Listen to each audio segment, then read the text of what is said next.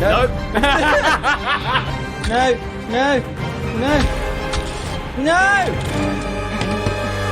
It was like Jesus. No. No. 30 seconds.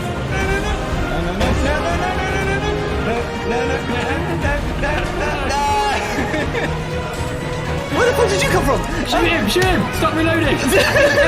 Run! No!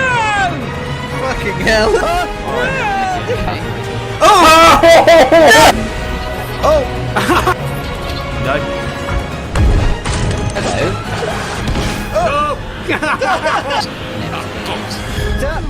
Oh, you dickhead!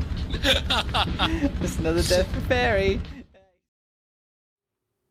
It's alright. I can solo the show. I'll handle it. I'll handle you handle it. Okay. Yeah. Hello, everyone. It's me, the Bunyip Man. How's it going? I didn't realise handling it meant that you were going to impersonate me. What do you think about it? What is it with people that I bring on this channel that impersonate me? Sylvan does that as well. What is it? So if you watched us last time on the channel, you would have seen that we played Stardew Valley with me and my friends. And this week, we're only streaming Tuesday night and Wednesday night. Tuesday night, well, if you're here tonight, it's Tuesday night, so you know that we're doing the podcast. But tomorrow is special for two reasons. One, it's my birthday, and anyone who attends must, of course, say happy birthday, or they will be banned from chat.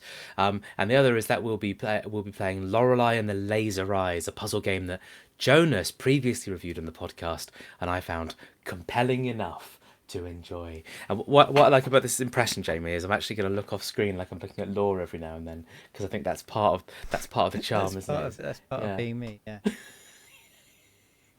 You haven't said hello Sorry. to Steltech. That's another important part. I haven't got chat open. Hello, people who can solo the show and others. Hello, Steltech. Welcome in. How are you? Have you got an exciting UK election that you're voting in anytime soon? Notice how I really narrowed down the criteria of that question to ensure that there was only one sure answer. Have you got your own UK election? Just a classic personal UK election. Don't Everyone's got a little UK election in their own homes, haven't they? A little going on.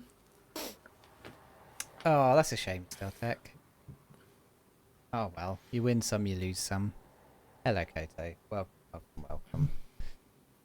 Well, may I reassume the mantle of Willis? You may be a Willis once more. Why, thank you. Yeah, it's my birthday tomorrow, isn't it? Isn't that exciting? I'll be 32. Just realised I might have just doxed you for all I know, but I'm pretty sure you're cavalier about when your birthday is. I did mention it. Yeah, I have mentioned it a few times.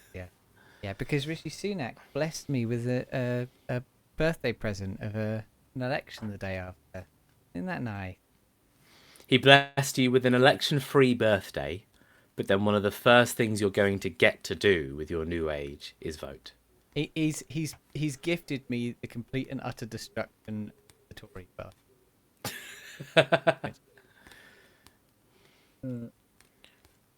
Yeah, far right sweeping results, as is the trend nowadays. Well, that's the thing with the UK is we were trendsetters. We lurched to the right earlier, and now we're getting to move back to the left, sort of.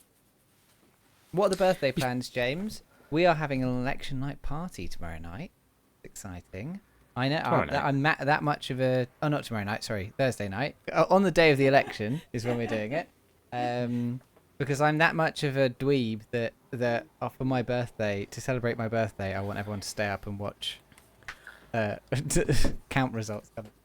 I like the idea that you're like, hey guys, it's the election coming up, so why don't we all get really drunk the night before?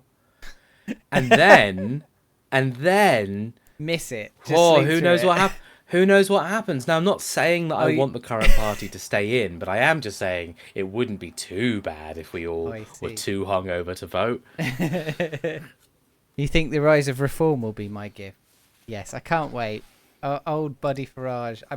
I sent him an invite to my birthday party. He said he was busy. I don't know what he could possibly be busy with. But he's reforming anything he can find. Anything he can find. He's not happy with its current shape and form. Reforms it. Jamie, I'm going to do something unprecedented. You can ask us to start the podcast. We're going to do the countdown. 3, 2, 1, and 1, 2, 3, 4, 5. Are you ready? Yeah. 3, 2, 1, and 1, 2, 3, 4, 5. I have asked you to actually clap or click or something when you do that. But it's fine because we clicked record around the same time, so I think I'm going to be able to get around it. I don't know. I don't remember anything. Unprecedented, unpresidential, and unprofessional. Should we get going? I reckon so. Let's not start. You said the podcast you wanted to get this done in an hour. 25 minutes late. You said you wanted to get this whole thing done in an hour. Yeah. So what? We've got 40 minutes left. Yeah, I think we can do it. All right. We've got 50 minutes left. It looks like your game review will only take 3 seconds. Just going by word count alone, buddy. Yeah, but the rest are like normal size. And sometimes you have an anime review that's like 2 pages long. So the rest are normal sized, which is why I didn't mention any of the others. Don't you fucking get on me? Sometimes your anime reviews are like 2 pages long. So, and at least you've played Fallout. The anime reviews are 2 pages long because I know that in the discussion segment we won't last long. I'm gonna have to carry it. Just me. I think I talk a heroic length about something I do not give a shit about each week. Week. Yeah. No. We only stream it once a month, but you talk to me once a week. Such an exaggerator. Oh dear. Let's not have this whole thing break down before we've even begun, shall we? Should we return to friendship? Guns at dawn. Pistols at dawn. Okay. There's been a lot of duels in election history. Maybe this year we'll get a cheeky little gun duel. Yeah. There was a duel after the result of a British election where one of the guys just basically like used force of people in the room to oust another person. They had a duel and one of the guys just shot the other guy and then was just like, oh shit, and just left the country.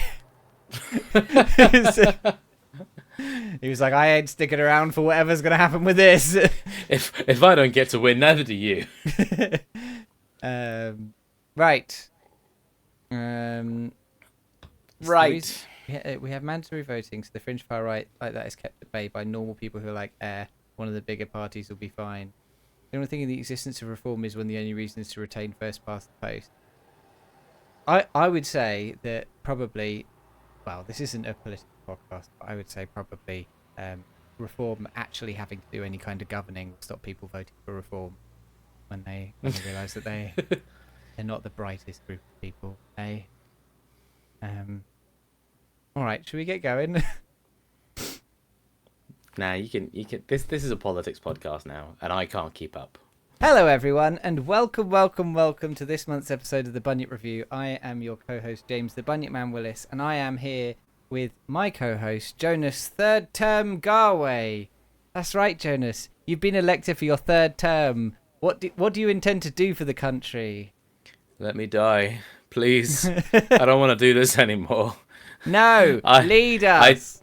The first time I was a little bit unsure whether or not I was, completely all in or, wanted to step back. And then after doing the first term, I was very confident I didn't want to do it a second time. But, well, I don't know. Some people, let's just say, greased those wheels financially. But the 3rd time, I'm sorry, there's nothing. There's nothing in it for me anymore. I've got everything I could possibly want out of this situation. I want out. I'm sorry, Let me Jonas. go. I'm sorry, Jonas. You are Prime Minister, and you're going to have to come up with a policy I tried to click the resign button on the website, but it didn't work. It doesn't work. It doesn't work because of your failing government. You failed to maintain the resignation website, so you're gonna have to go for a third term.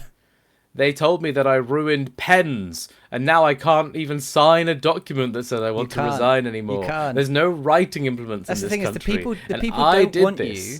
The people don't want you, but you fucked the country up so much that it's not possible to vote. 0 votes were cast, so as the incumbent, you just stayed on. Thanks everyone for your votes of support, I suppose, and. Yeah, here we go. Third time lucky. Hey? Well, I would say that your first act as Prime Minister should be to begin this podcast. How does that sound? Okay. Well, how do I do that? I didn't read any of the beginner's guide on how to run a country or a podcast. That's all right. I'll run you through what the podcast is all about. This is a media review show where we talk about TV shows, movies, and games. This month, I will be talking about the movie Hitman, which came out at the end of last year, but has been heavily advertised on Netflix this year. I'll be talking about the game Fallout New Vegas and its enormous mod, Tale of Two Wastelands. And I will be talking about the TV show The Thick of It. And Jonas, what are you talking about this month? Yeah, I'm going to be talking about a movie called Inside Out 2, which, would you believe it's the sequel to Inside Out 1?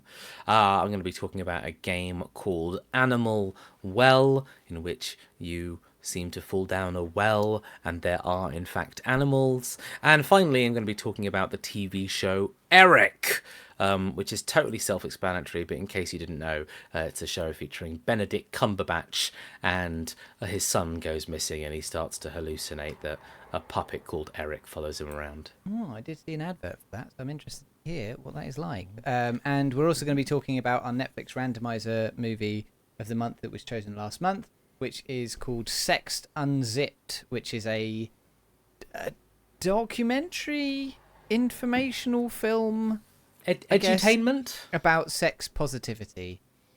So yeah, we'll be talking about that later on. But before we get to that, we're going to do a bit of a rewind, which is where we talk about things that we have already talked about on previous podcasts, but we've got new information, or one or other of us have watched it for the first time after the other one viewed it. And Jonas, you have now finished the Fallout TV show after my review. I'm still in Fallout hype mode, as you can probably tell from me reviewing Fallout New Vegas this month. How did you feel about the TV show? Yeah, okay. In a word, it's pretty good, isn't it? It's pretty fun. One word. In a roundabout phrase, yeah, it's all right, isn't it? Yeah, quite enjoyed it. Yeah, so I have Fallout familiarity, and Mary has a little bit less Fallout familiarity. So it was like we were both watching it from kind of slightly different angles. Where Mary had seen a bit from Fallout 3, but didn't really know much more about like vaults and ghouls and like the wasteland beyond that. Whereas yeah, I've played most of the games, or at least the modern games, and so like there's a lot of references that were kind of very much, you know, for me, a Fallout fan who has played these games. But we agreed that it was like, it was quite a compelling story. It was really well presented. It really does a good job of giving you enough information to kind of keep you grounded in the narrative like the whole time. With enough kind of humor and references that if you know, then you get that extra bump of joy, and if you don't know, then the show's like strong enough to keep you going with it. And if anything, as kind of is being proven by you and many other people, it's a show that's compelling enough that if this is your start point, you then want to kind of sit down and explore the rest of what this world has to offer. Like, it just goes to show that the world building of Fallout has always just been that strong and that good, that being exposed to it in one way tends to compel you to kind of explore it in other ways through other mediums. Yeah, we enjoyed it. I think it's like it does a really good job, like you say, of being accessible to new audiences. I know a lot of people at work who had like no familiarity with Fallout at all, like aren't video gamers in any way, who have really enjoyed it going through it. And I think that I think it was a masterstroke to set it to not recreate one of the stories from the game, but to have it as its own story in the world. Like you say, there's lots of little nuggets for people who are, who love the games, who played loads of the games. I've been playing through New Vegas recently, and there's characters in New Vegas that appear in the first series of the show that having gone back to the game, I was like, shit, that's the guy from the show. It's nicely woven in a way that is really satisfying for fans, but also is totally accessible for new people, and you won't be like missing out on large chunks of the story. I'm glad you enjoyed it. Are you looking forward to season 2? They had that big teaser at the end of the first season.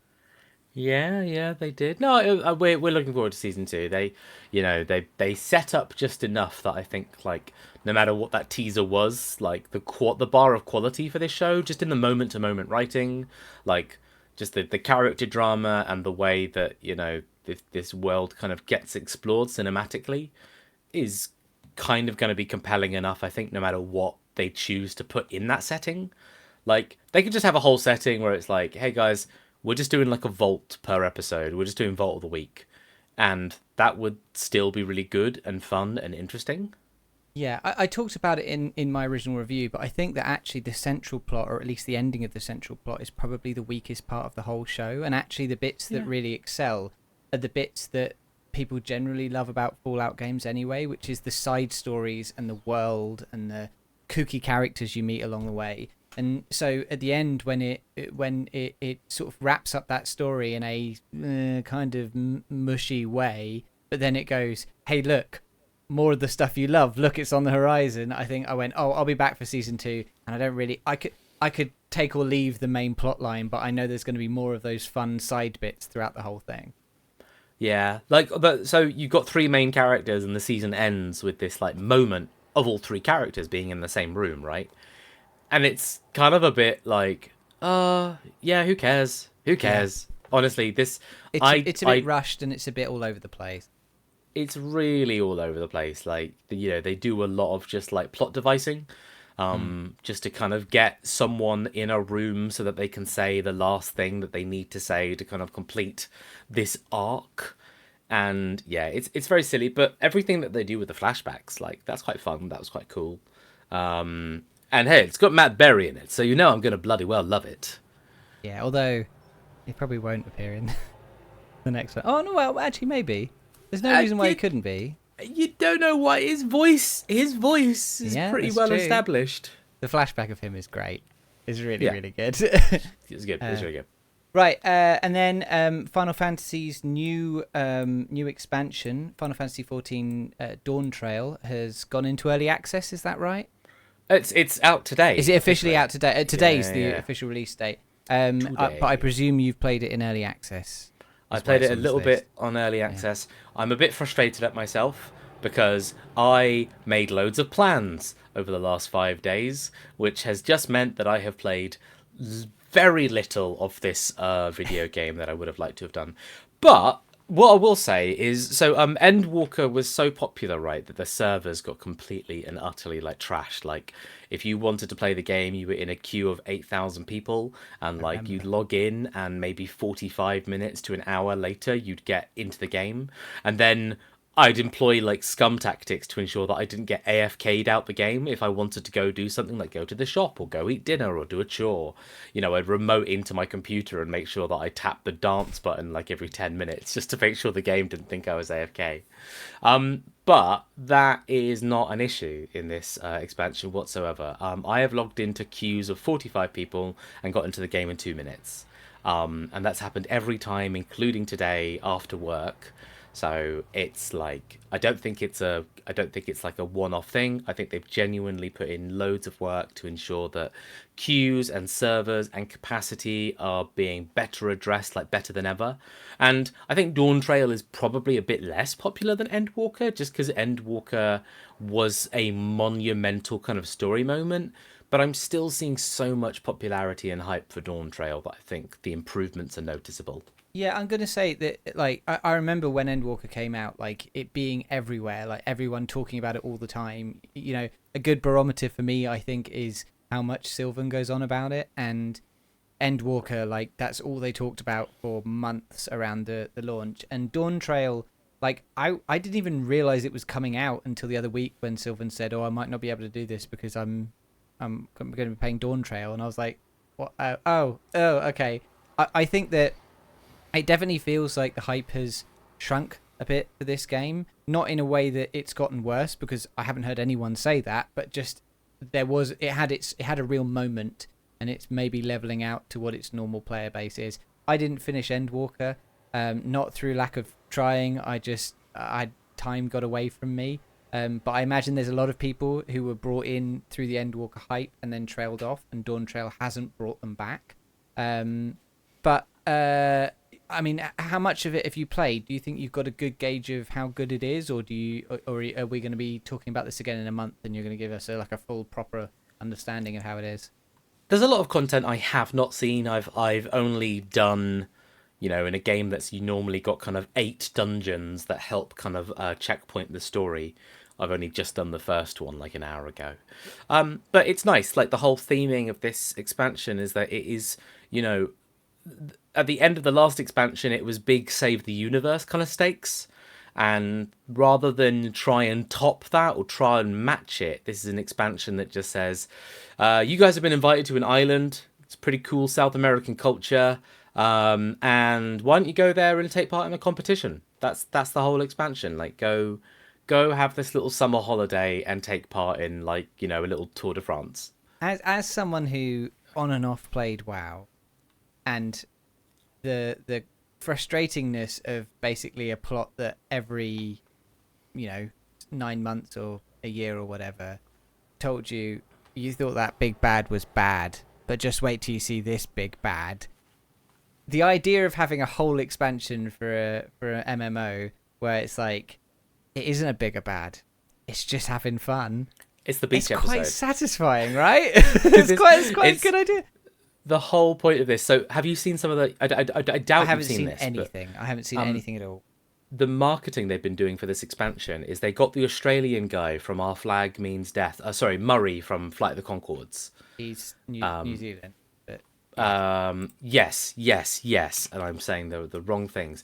But what's his name? Joke in the show. Is it Rhys Darby? Is that his name? It's Rhys Darby. Yeah. So they got Rhys Darby pretending to be a tourist salesman on Instagram, and he's wearing Steve Irwin style kind of kind of tan olive jacket, and he's jumping out of the brush, and he's like, "Hey guys, have you heard of Tural? You can go take a little holiday." And it's just Final Fantasy 14, but he's the one kind of selling it to you. That sounds pretty good. It's a fun flavouring of what this game sometimes is. Shadowbringers had Tom Hiddleston doing push-ups in his living room. Hiddleston? No, the flippy Spider-Man one. Tom Holland. Yeah, I mixed up his name earlier, and now I will never get it right. I had Tom Holland doing little backflips in his room and push-ups because he needed to become the big hero, the Shadowbringer. And I think they have quite a fun they just got kind of a fun energy with it. It's got a lot of quality of life upgrades. I like the vibe. I like the music a lot. I've always liked the music a lot. If you already liked Final Fantasy XIV, this is more Final Fantasy XIV. If you were looking to get into it, I wouldn't say that this is the most amazing start point, but the thing about Final Fantasy XIV is that you always have to start from square one and play through the whole story. So, who knows? By the time you actually reach Dawn Trail, maybe there'll be some really exciting content already on the way, because it'll take you 2 years. Because it's a career game. I'm still halfway through Edgebringers? Shadowbringers. Edgebringers. Yeah, Edgebringers. That's right. Edgebringers. Edgebringers. They're bringing that edge. Well, maybe I'll get back to it at some point, but this month is all Baldur's Gate for me, so I will find the time in a pocket somewhere. All right, well, that's pretty cool. I'm looking forward to hearing more about it when you played a bit more. But for now, we need to move on to our actual reviews of this month. And this month we're starting with movies, and this month we're starting with you, Jonas. Jonas, tell us, what are you reviewing? I'm going to review Inside Out 2. So Inside Out 2 is a sequel to the much beloved Pixar film Inside Out. It's a family 3D animated movie that personifies the individual emotions that drive our decision-making processes. Inside Out's main protagonist was a girl named Riley, and sort of the main story comprised of her 5 emotions: joy, sadness, disgust, fear, and rage. So Inside Out 2 takes place a few years later of the events of Inside Out 1, and Riley's a bit older. Her emotions are now they're working a bit better together. You know, they've got a good handle on how to keep this ship named Riley a well-oiled machine that keeps on trucking, and yeah, really helping her live her best life. And nothing could go wrong. That is, unless something like, I don't know, dramatic to your emotions happen, like puberty or something. And it would be especially bad if that were to strike while Riley were spending a whole weekend away from her parents and with only a few of her friends at an intensive hockey retreat, which is exactly what happens in this film. So the drama that underpins the film is that a group of new emotions are suddenly introduced to Riley's life, and they're sort of spearheaded by this emotion named anxiety. Anxiety is an emotion that plans for every single negative outcome, and as such, anxiety insists on taking control of Riley this weekend to ensure the best possible outcome, of course. The old cast of emotions then find themselves having to set out on this journey to restore Riley's sense of self, while Riley spends the entire weekend fueled by, well, raw anxiety. It's a fine premise, and I think it does a really good job of giving audiences a visual and I think mechanical reference to how anxiety can shape a person. The other emotions introduced don't have nearly as much impact on the story. You get ennui, you get embarrassment, and you get envy. I think they show up as well, but they feel like one note, punchlines where anxiety actually feels like the driver of the narrative. They don't have nearly as much impact on the story, for sure. But they cast a little bit more life, and I think they do make for some funny moments here and there.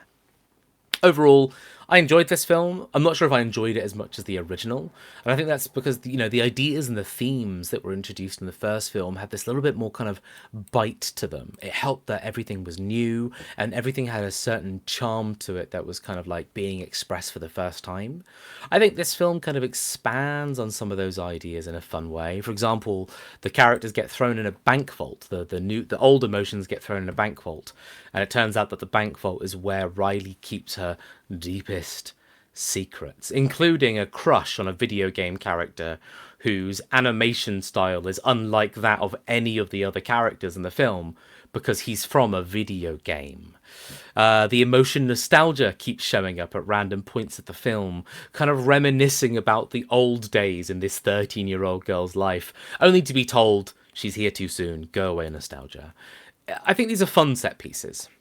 Ultimately, Inside Out 2 is a nice way to pass the time, and I think it might have a lot of cathartic and validating moments for anyone that has felt their actions driven by the emotion of anxiety. Jamie, I can't remember. I don't think we've reviewed Inside Out 1, so have you seen Inside Out 1? Do you have a relationship with that film at all? I have. Yeah, I liked it. I thought it was a good film. I thought it was the most, out of that era of Pixar before they started doing a lot of direct-to-Disney Plus ones, it was the most child-aimed I felt out of that set. But I very much enjoyed it. And I've at some point I intend to see Inside Out 2. It's interesting that that they've added more emotions, but there's still only one positive one. Yes. Yeah. Yeah. Yes. Yeah. That's not really talked about, right? It's weird. Joy's emotional beat in these films feels like that she's she's the emotion that's in control when nothing is going wrong. Yeah. And if anything goes wrong, there's now 9 or 8 other emotions to personify that thing going wrong, or the handling of that thing going wrong. And obviously part of the film is like it validates that these emotions all have a place in normal life. Like there is a right place for disgust to control your actions. There is a right place for rage and fear and things like that. But yeah, Joy still just represents like what a normal person. Look at these freaks. And look at Joy, the normal one. I am joyful because nothing has gone wrong. Not because anything's gone right. But just because of pure normality. So one of the things that often they do with new Pixar releases is they try out new cool visual tech. How does it look? Does it look better? Does it look interesting? Does it have any cool new things that they do with it? Because that's one of the things I really loved about watching the evolution of the Toy Story movies was how things changed from one to the other. I don't know that I have the vocabulary nor the perception to really comment on like how big budget 3D looks different from the last big budget 3D. Do you know what I mean? I'm the kind of person who I think you could put like Ratatouille and this film next to each other and I'd say they both look great. And I might notice that one has slightly better shiny or one has slightly better particles, but that's kind of it. It's a good looking film. Exactly.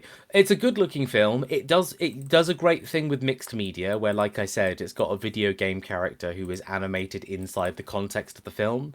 And the video game character looks different. He looks like a World of Warcraft character. And they have a 2D animated character. That's not crazy. That's not very different, but it is them mixing animation styles within the context of this film.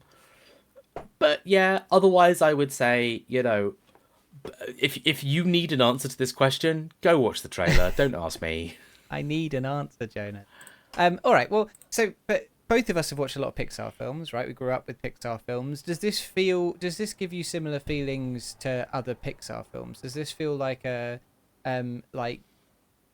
this feel like another Pixar triumph, or does it feel like maybe, just sort of, I don't know. Does it have that kind of energy that you expect from a Pixar film? I think it didn't grasp me in the way that I hope Pixar films grasp me. I think a Pixar film can still make me feel like emotional and really engage with me. And I noticed Inside Out 2 didn't do that as strongly as other Pixar films have in the past. Even when I'm watching them as an adult, that is where I'm coming from with this. So it's really hard to tell. I think Inside Out 2 is probably still very successful on the scale of like kids films, family films. Like I'm sure that there are dozens and dozens and dozens of families going to the cinema, like the last 3 weekends and the next 4 weekends to take their kids just to watch this film.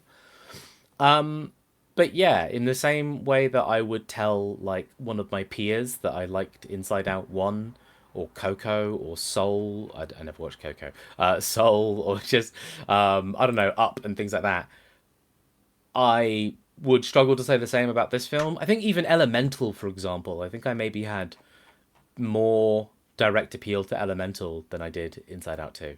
I forgot that Elemental came out. Yeah, I would say less memorable, but I would say that in the moment, I got more out of it. I wonder if kids feel the same way about Pixar that we did. Because I now seemingly routinely just completely miss Pixar releases. But, like, I don't know if that's just because I'm old now and I just don't notice them, or because they've lost their sort of position in the market. Nah, the kids are watching Skibbity Toilet or something. Is that one of the new emotions? Yeah, Skibbity. you never felt Skibbity Toilet drive your decision-making process? I'm a millennial. I don't have that emotion. Flossing? No, even that's too old now. That's the kids 12 years ago. Positively 12 years ago. ancient, Jonas. Yeah. All right, well, we'll get away from this. Jonas, You are a human being, a teenage human being, and you No are way. guided by various emotions. Disgusting. You've got like a whole host of emotions in your head, like hunger and Ooh. need for insulin. And Yeah. one day, a new set of emotions arrives, and they are led by one which is review, and review takes control of you in a moment of great desperation, and forces you to give a review of Inside Out 2. What is the review? Oh, a one sentence review. That's it. Don't just redo the whole thing again. Thanks for giving me that out, because we were so close. Yeah, Inside Out 2. It digs deeper, but it doesn't strike gold. Oh, that was quite good. I don't mean to sound surprised, but it was good. I like that. When you say things like that, it's a little bit like, and how much did I fuck up that you never said that before? You know, my 200th review, and finally he says, "Oh, that was quite good." I plead the fifth. All right, that was Inside Out 2, and that was Jonas's movie. Thank you very much. My movie of this month is a little movie on Netflix called Hitman. Hitman is a comedy movie being heavily pushed by Netflix at the moment, and so I downloaded it to watch on the film on my way over to Lithuania. And basically the plot is it follows a university lecturer who has a side job where he pretends to be a hitman for the local police, and he searches the internet for people who are looking to hire a killer, and then he pretends to be one, and he shows up wearing a wire to meet them, and when they say that they want to hire him, the police rush in and catch him. Sting operation. On one of his stings, he meets a woman in distress planning to have her husband killed. And he kind of falls for her and takes pity on her and convinces her not to incriminate herself, taking him down a road he should not be going down.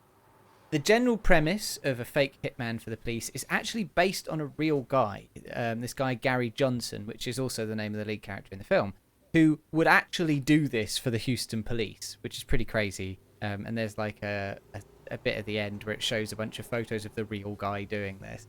The true story only runs up to him. Only runs up to him actually doing the job. He doesn't ever like fall for one of the marks and strike up a relationship, but that is the story of the movie. But really, the key selling point of this movie is the stuff that's based in that truthful part. The central gag of this mild-mannered teacher dressing up and acting like all sorts of wild imaginings of hitmen is great. Gary pretends to be a leather-clad Russian gangster, a gun-toting hillbilly killer, and a slick-backed, hair-suited businessman type, among many other things. Just seeing the trailer, this is basically what attracted me to the film. I love the Hitman games, and I didn't realise that this was a comedy and sort of parodying this idea. And the idea of someone dressing up in a bunch of different costumes to kill people drew me in immediately because I fucking love those games. But actually, it's a really excellently executed gag. And in fact, the whole Glenn Powell does an excellent job as Gary. He effortlessly slips between these characters, injecting each role with life and energy, and the whole cast does an excellent job. All the supporting roles are well cast, and I'm not going to be able to pronounce this properly. It's Adria Arjona, I think it is delightful as the slightly twisted Madison. She plays the love interest character in are they really love interest? Anyway, in Andor, the woman who he hangs around with. Where this film is a little weaker is basically anything outside of the real life story. While the character comedy of the pretend hitman is really good fun, the plot they've wrapped it in is a little weak. It culminates in an ending that, while not bad, doesn't leave you fully satisfied. And in general, most of the movie you'll find yourself wanting more hitman impressions, and as the movie reaches its climax, they become fewer and farther between. Despite that, though, I would say it's a fun ride. There are memorable laughs and fun ideas for a film that at first glance didn't seem like it had a huge amount to offer. Jonas, have you heard anything about this movie? I'm trying to figure out if I have or haven't. I'm pretty sure Netflix has just been pushing this on the front page to me as well. Yeah. But what's funny about this is I think at one point I was looking for a film to watch for the podcast, and I think I was like tossing it up between this or like maybe going to the cinema and watching Fall Guy, and in the end I watched neither. Both are still absolute primetime watching material for me. But no, I'm glad you somewhat enjoyed this. I take it this film has let's just get it out there for anyone who's wondering. This film has zero relationship to the man that wears black suits, red ties, has a fully shaven head, and a tattoo of a barcode on the back of his neck. Agent 47, Hitman. Yeah, it has no relation to that. And in fact, like I said, that was the reason I watched it, because I was like, I know it isn't a franchise film, but you know, it has some aspects. He dresses up in different costumes. Maybe that is what it is. No, it's not even thematically the same. There's the running line of the film is that he says hitmen don't really exist. They only exist in the form of people trying to catch people who are trying to hire hitmen.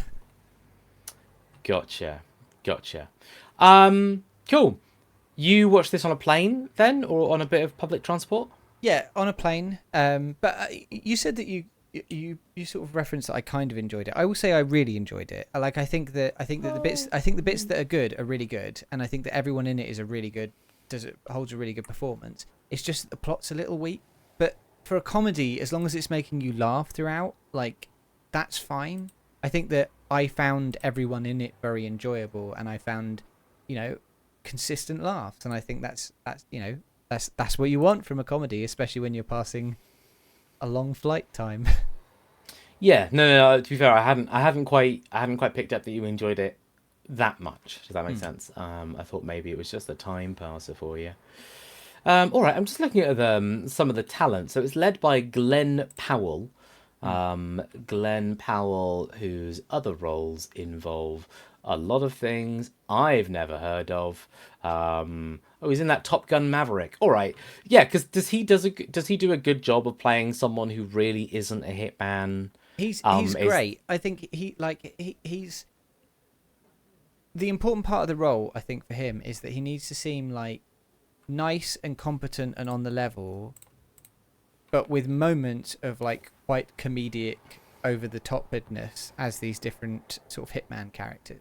And he's super friendly. He's really easy to relate to kind of character. And I think he makes the whole thing flow really well. He adds energy where he needs to add energy, but he's got like a likability to him that like keeps you engaged throughout the whole thing. I think he's actually incredibly well cast.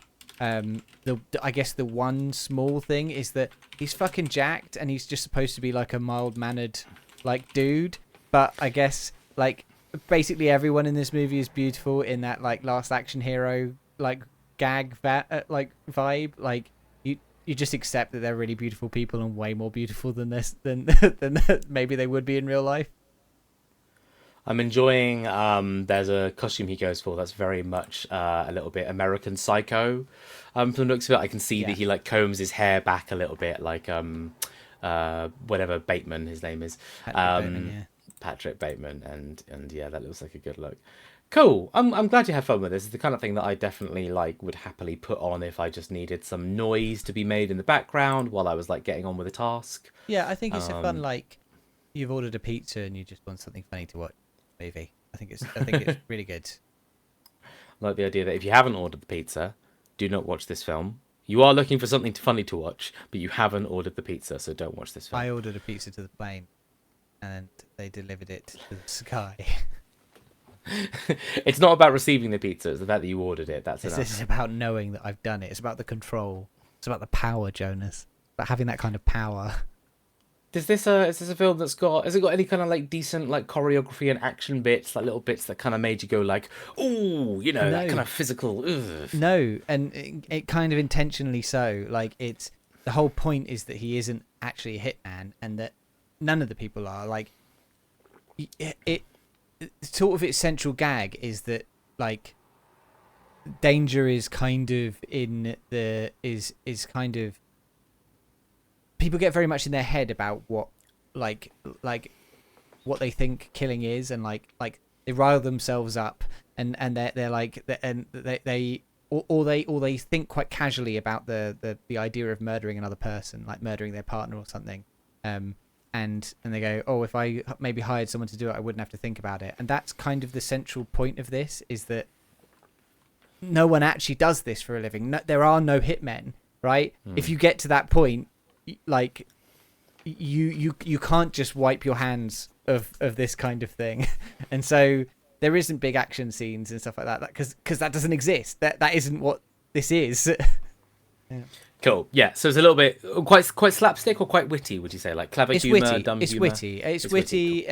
and it's got a lot of like yeah, it's witty. It's character comedy, and it's got a lot of like beautiful people being fairly funny. Beautiful people, fairly funny. I love it. All right, Jamie. Well, as we both know, James, film reviewers don't actually exist. Jamie, Oh. no one actually reviews films. That's crazy, okay? Like, you couldn't imagine a system where someone actually sat down and verbalized the thoughts on media that other people are just welcome to go and have their own opinions on.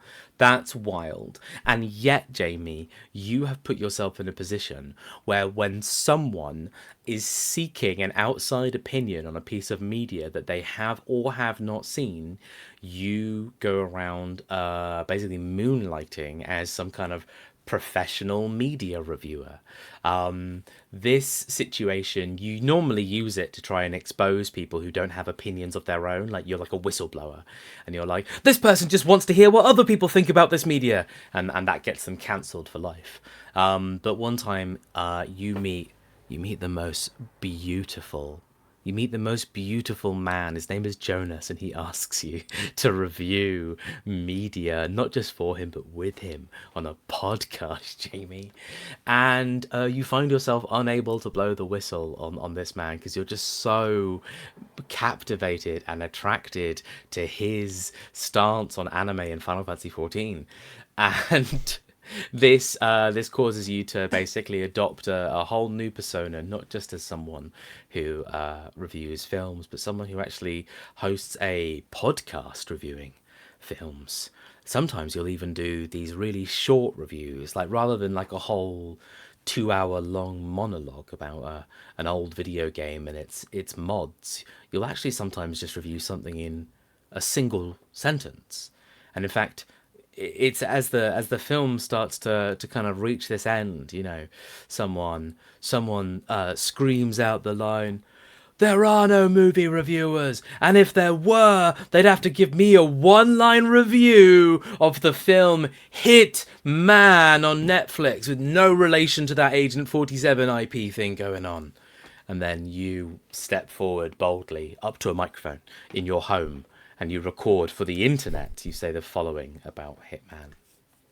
A fairly funny movie full of beautiful people. And at that, the world has changed forever. Credits. Wonderful. Beautiful. Oh, I didn't realise they had so much power. All right. That's it for the movie section, apart from that you've seen an extremely goofy movie. Was it just one of your own home movies? Jamie, that's deeply insensitive and rude. How dare you?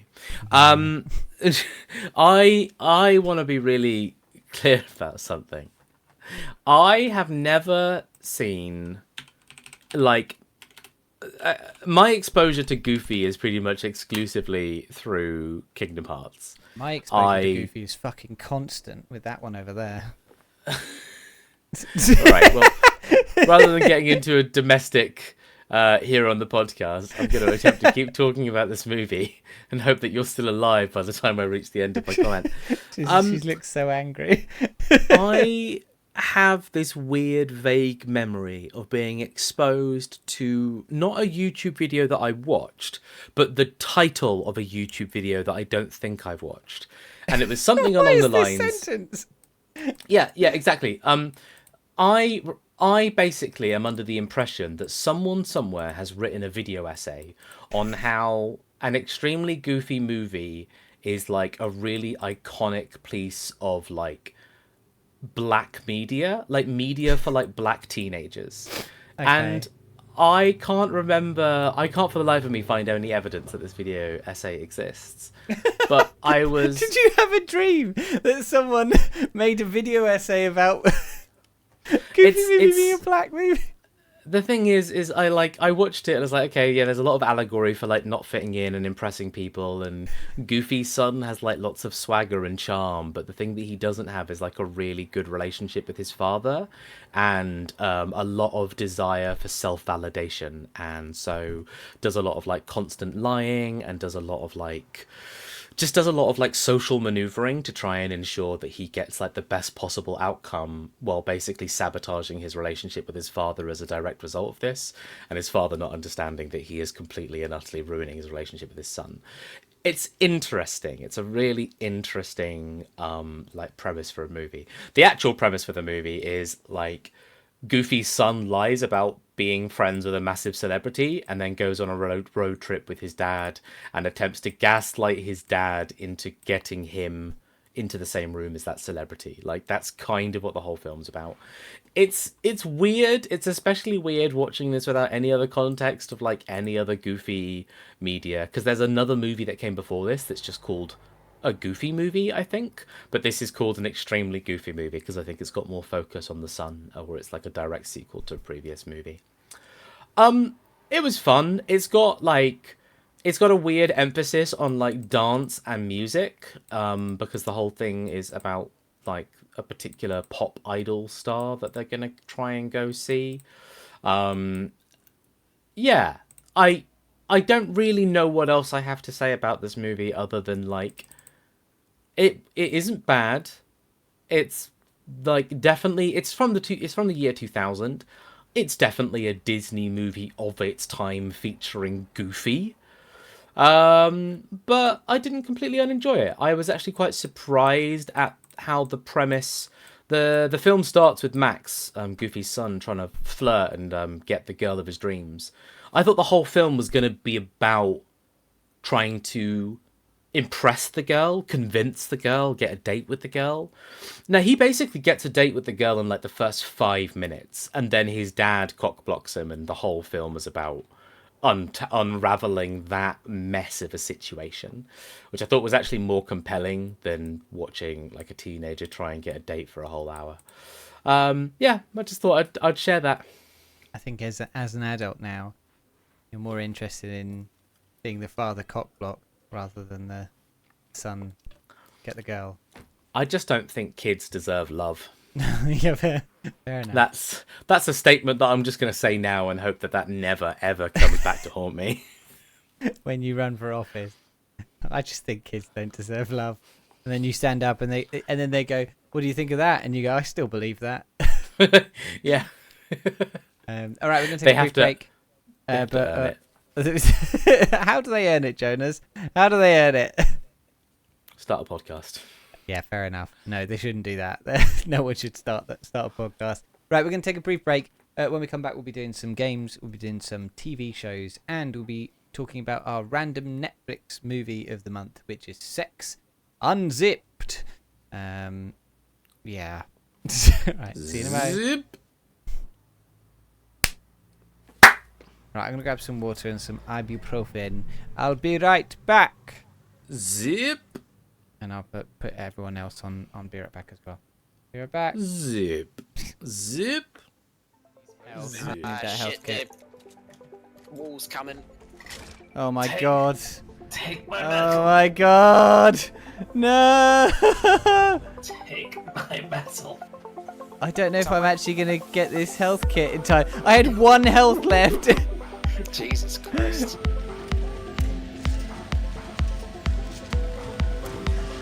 One kill. Oh, watch out. One kill. Amazing. And you got a screenshot as well from that. You can never have too few guns in a gunfight. You can never have too few guns. What about 0 guns? That's too few guns in a gunfight. That is definitely too few guns. You can never have more. Well, I died. Oh, drum roll. It barely started, I'm already getting murdered. Did you just blow me up?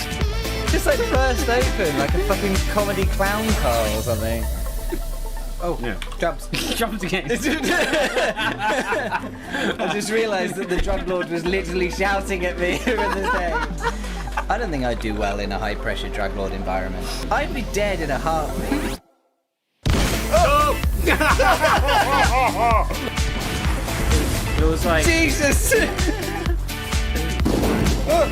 Oh my god! I completely forgot about that. I completely and utterly forgot about that. His name is Mr. Deliver. He will give what you can't. No, I got this. Oh, you gotta be fucking kidding me. This is a masterclass, my friend. Your kill was witnessed. Oh, fuck! Where the fuck did you come from? Shoot him! Stop reloading!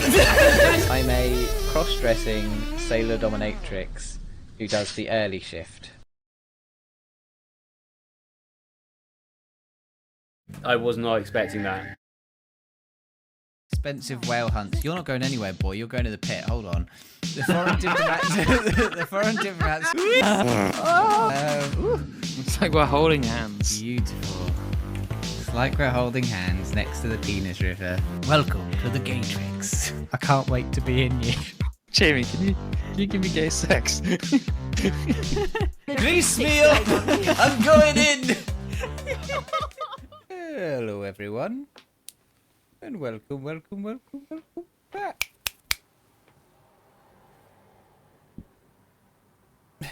Nice. Nice. All right. Welcome back. It's time for the game section. And Jonas, you're up first this month. Tell me, what are you reviewing? I'm going to talk about a video game called Animal Well. Actually, one thing I'm going to quickly do is, as I'm about to talk about Animal Well, I'd like to get the name of the developer up because they deserve a lot of positive feedback. Because this is one of those games that was made pretty much by one person. Okay, so Animal Well is a game that was developed by an individual named Billy Basso, B-A-S-S-O, Billy Basso. It's made by Billy Basso. It's developed, it's published by Big Mode, which if anyone has watched the YouTube channel Video Game Donkey has made like so much money off YouTube that he went and started his own publishing company and then published. This is the first game that they ever published. And the fact that I'm talking about it means it must be something special, right? Well, Animal Well is a 2D Metroidvania game with definitely like more emphasis on platforming and puzzle solving. By the way, if you don't know what Metroidvania is, it's like a genre of game where you generally explore a map, find dead ends, keep exploring, find an item. Now the item lets you go back all through all those dead ends and explore more. And you'll generally unlock more like items and traversal options as you beat bosses and solve puzzles and things like that. And this is definitely one of those games. Animal Well, you start the game by playing a small little blob person. Like you're just a little ball with two eyes and two tiny little feetsies. And all you can really do is run and jump. As you explore the world that you kind of inhabit, you'll find some simple items that expand what your character can achieve and will allow you to explore more of the world than before. So, yeah, pretty keeping in the genre there. The entire game is set in a series of caves that are split into these different biomes. You know, one has more kind of like fireflies and luminescent plants and a slightly sort of darker, gloomier aesthetic, where another will be more metallic with pipes full of running water and sort of, you know, slightly more kind of ponds and lakes and sort of underground water features. As you explore through the world, you'll notice that these biomes they're split into their different kind of visual distinctions, but the world is also filled very distinctly with wildlife and references to, well, animals. You'll jump over a little pond and there'll be a mural of a fish submerged in the water. As you ascend a wall, you'll notice a statue of maybe a rabbit or a kangaroo kind of looming ominously in the background. It's a game that communicates very little and demonstrates a lot. You'll see a button that you're unable to reach by yourself, and then 10 minutes later you'll have a frisbee in your inventory. As your brain connects the dots, you'll realise that you've passed dozens of situations that this new item could potentially solve, and so you'll find yourself hopping back through these familiar locations, dozens of times to kind of test out your new toys. Animal Well is a game that's really, it's like quite small in scope, but it's absolutely brimming with potential that gets realised as the game goes on. There are these really simple items like the ability to make bubbles with your bubble wand, or a yo-yo, or a frisbee, that their use case becomes more and more complex as you are shown sort of inventive context for each of these items. Features in the map that were once easy to ignore suddenly become huge focal points for your future puzzle solving efforts, as you basically end up doing your 6th lap of the entire map, keen to put your new knowledge and skills to good use. Walking into a room becomes less about navigating to the exit and more about understanding how your items and the layout of the room intersect, allowing you to reach previously impossible corners and find previously unfindable secrets. Animal Well is a game that is absolutely brimming with juice.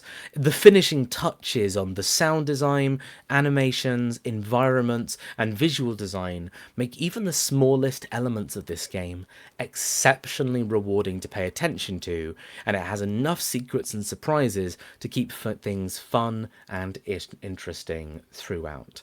As an addendum, this is also a game that came out on my birthday and is currently sat in Steam with 10,700 reviews at the overwhelmingly positive mark. So, like, if I haven't said it enough in my own words, this is a game that is beloved, critically as well as personally. Jamie, did you know anything about Animal Well at all? Did you see anything about this game? Yeah, I saw Donkey talk about it when they released it, and I, like many others, were skeptical that Donkey was making his own publishing place, and also saying that he was going to review the game from his own publishing place. So I wanted to see what other people felt about it rather than just him. But it sounds like it's a pretty exciting example of the genre. It sounds a bit like so let me see if I got this right. It sounds a bit like the traditional Metroidvania sort of formula is expanded a bit by that the abilities you get have more than one use, that they're like more like I don't know, like there's more ways of combining things to make things happen. I would just say that you get given like a simple item, like a yo-yo, and in any other Metroidvania you'd get bombs, you'd get missiles, you'd get a double jump, you'd get a dash, you'd get the ability to fire a beam. You'd get something that seems incredibly powerful and like, oh my god, with this I can dominate the universe. No, Little Blob gets a yo-yo. Little Blob gets a frisbee. Little Blob gets a bubble. So other than then just the theming, does it stand out? Do you feel like this stands out gameplay wise then? Yes, it stands out gameplay wise because one, this is a game that has like a really remarkable simple presentation style, but a really well implemented kind of like physics engine. Like, this is a game that feels amazing to play. It feels responsive. That like throwing the yo-yo feels amazing, and the yo-yo has a roll on it that means it will climb up walls and along ceilings. So like, it feels really satisfying to be in these tightly interconnecting caves and to throw your yo-yo and have it like loop round a cave below your feet and loop round a curl and hit a button. And you're like, oh, that felt really satisfying. That was amazing. And similarly, like, using your frisbee and it bounces left and right against walls, but then you get a fan underneath it, so now it can go up while it's bouncing left and right from a wall, and it will hit a series of buttons on the left wall and right wall because you perfectly angled it at to like hit these like zigzag buttons. Like, it's these kind of moments where you're like, oh man, the way that the physics is so like well implemented into the puzzle design makes you feel very satisfied when you like navigate the world correctly. It's kind of hard to describe, and I think it's definitely something that you feel in the moment more than you can perceive in the gifs and the trailer and, you know, in description. No, but I kind of I understand what you're talking about. It's that game feel element to it, which like, yeah, it sounds interesting. It sounds like, you know, for all the wonderful things about, for example, Hollow Knight, right? I wouldn't say that Hollow Knight feels good to play, but I wouldn't say that it feels exceptionally different in an interesting way. It feels very platformery, which sounds like this has its own distinct feel to it. Do you know if there's any other games you felt a similar thing from, or is it really unique to this? Oh, is there another game? Okay, so the answer is like invariably like yes, there is another game that gives me these feelings, but I couldn't name it right now. And I would say that any other game that does one thing that Animal Well does probably doesn't do everything else that Animal Well does that well.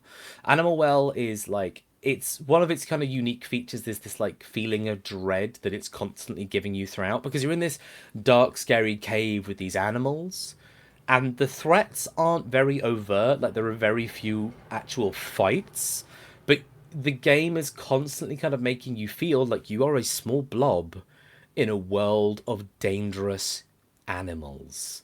Like, even something as innocuous as like these kind of like ostrich things or flamingos like tower above you, like 50 feet taller than you, looking down as they peck the ground, like in an exact strike against your tiny little blob existence, you know. And it's moments like that where this is a game that really, like, it is satisfying to navigate but kind of unnerving to explore, if that makes sense. Yeah. And it's, I'm impressed that it manages to kind of like nail that duality so well.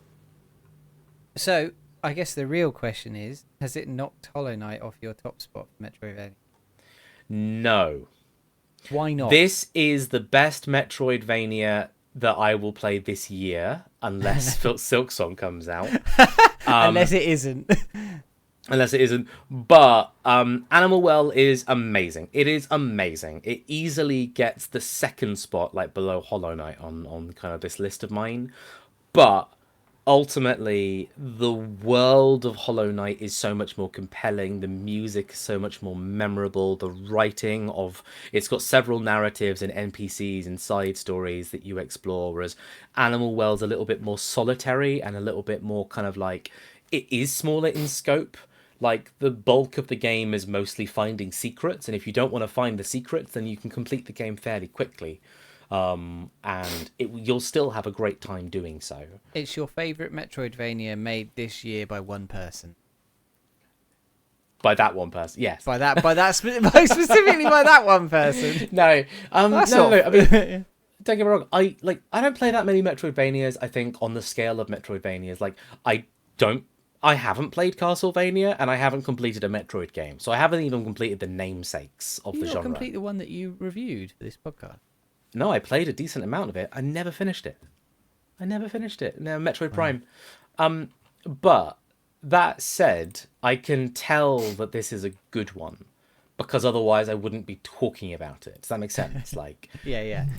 It's not the only game I played this month, but it is the one I'm reviewing. Well, that's quite a phrase. All right. It's not the only good game I played this month. It's not the only game I played this month, but it is one of the games I played this month. There's no winning with you.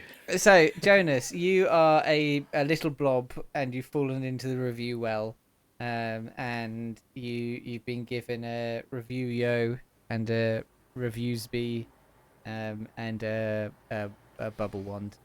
That one isn't changed. and you're working your way through. You're getting pecked at by giant long-legged reviews, and eventually you get to the end. I don't know how the game ends, so I guess you get to the end, and you're given ice cream, and you're told you can only lick it if you give us a one-sentence review of the game Animal Well. Worth diving into. And then you get to lick the ice cream and live happily ever after. Thank you for my ice cream. There you go. See, sometimes they can end this. That was Animal Well. Go check that out. It sounds cool. I think I might give it a go at some point if I get the chance. All right, we're on to my game of this month. And this month, no, that's TV. There we go. Game. And this month I am reviewing a significantly bigger game. In fact, I'm technically reviewing 2 games, but all within one game. I'm talking about Fallout New Vegas, and specifically I'm talking about the Tale of Two Wastelands mod, because that's how most people in the year of our Lord 2024 will be experiencing Fallout New Vegas, I think, for reasons I'll go into as we go along. Fallout New Vegas was the 4th mainline Fallout game, with and I'm talking about it with a mod that jams Fallout 3 into it to create an intensely huge experience. Fallout New Vegas and Fallout 3 are 2 of my absolute favourite games ever. And watching the Fallout TV show reignited my passion for playing these games. And I wanted to talk about how they work as companion pieces tied together by this genuinely incredible mod. Fallout games are big Bethesda post-apocalyptic RPGs set in the aftermath of a nuclear war between China and the US. Fallout 3 starts you out as a vault dweller in Vault 101 in the DC area, a vault designed to stay sealed forever, never allowing its inhabitants back onto the surface. And your father escapes, causing chaos in the vault and leading you to venture out and find out what's happened to him. Fallout New Vegas takes place 4 years later in the Nevada desert. You play a courier hired to deliver a platinum poker chip who is ambushed and shot in the head by a mysterious suited man. Improbably rescued by a robot called Victor, you're brought to a small town doctor who fixes you up, and you spend the game seeking the man who shot you and unraveling a conspiracy at the heart of the New Vegas Strip. New Vegas's writing is excellent. I think anyone who's heard of the Fallout games has heard this about this game.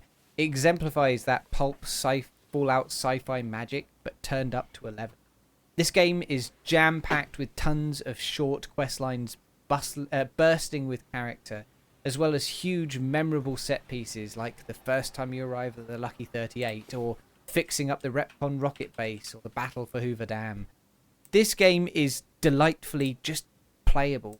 There is always something to do, and the game effortlessly funnels you from one place to the other, always breadcrumbing you something new. The setting is appealing. It's fun to explore wide open plains, small western towns, glittering casinos. New Vegas tops most people's list for best Fallout games, and Tale of Two Wastelands expects you to play Fallout 3 first before getting to Nevada, so I had expected to basically race through 3 to get to the good bits. But I will say that in this re-experiencing of these games, Fallout 3 is way better than I remembered it to be. It has a distinct tone to New Vegas. It's more serious, but with quite an epic scope in its story. It's still jam-packed with wonderful side quests. Many things I remembered as being New Vegas favourites were actually Fallout 3 quests, like the creepy Lovecraftian Dunwich building, or being abducted by aliens in Mothership Zeta, or the absurd superheroes and villains story in Canterbury Common. Playing the two back-to-back, swapping in between the two wastelands, actually feels distinct and complementary. While combat in New Vegas is long-range sniper battles across wide plains or small western town gunfights, Fallout 3 battles are close and scrappy. You spend your time in tight subway tunnels, closed-in city streets, or on the top of dangerously high overpasses. Putting both environments into one game highlights their best parts and allows for really varied exploration and gameplay. And in fact, the Tale of Two Wastelands mod that holds these two games together highlights how good the core environmental design is. Tale of Two Wastelands is a feat of modding, bringing 2 full games into one playable, understandable gaming experience, and it should be applauded for that. It does also add 2 new locations to the game as train stations for you to travel from one wasteland to the other, and they are absolutely painful to navigate. So aside from that, what's not great about these games?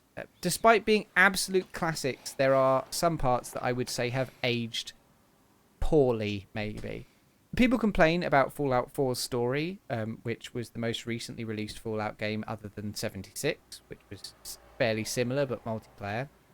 And fair enough, the story was a bit ropey, but in nearly every other aspect, it brought the series into the modern age in ways that make going back to 3 in New Vegas feel somewhat dated.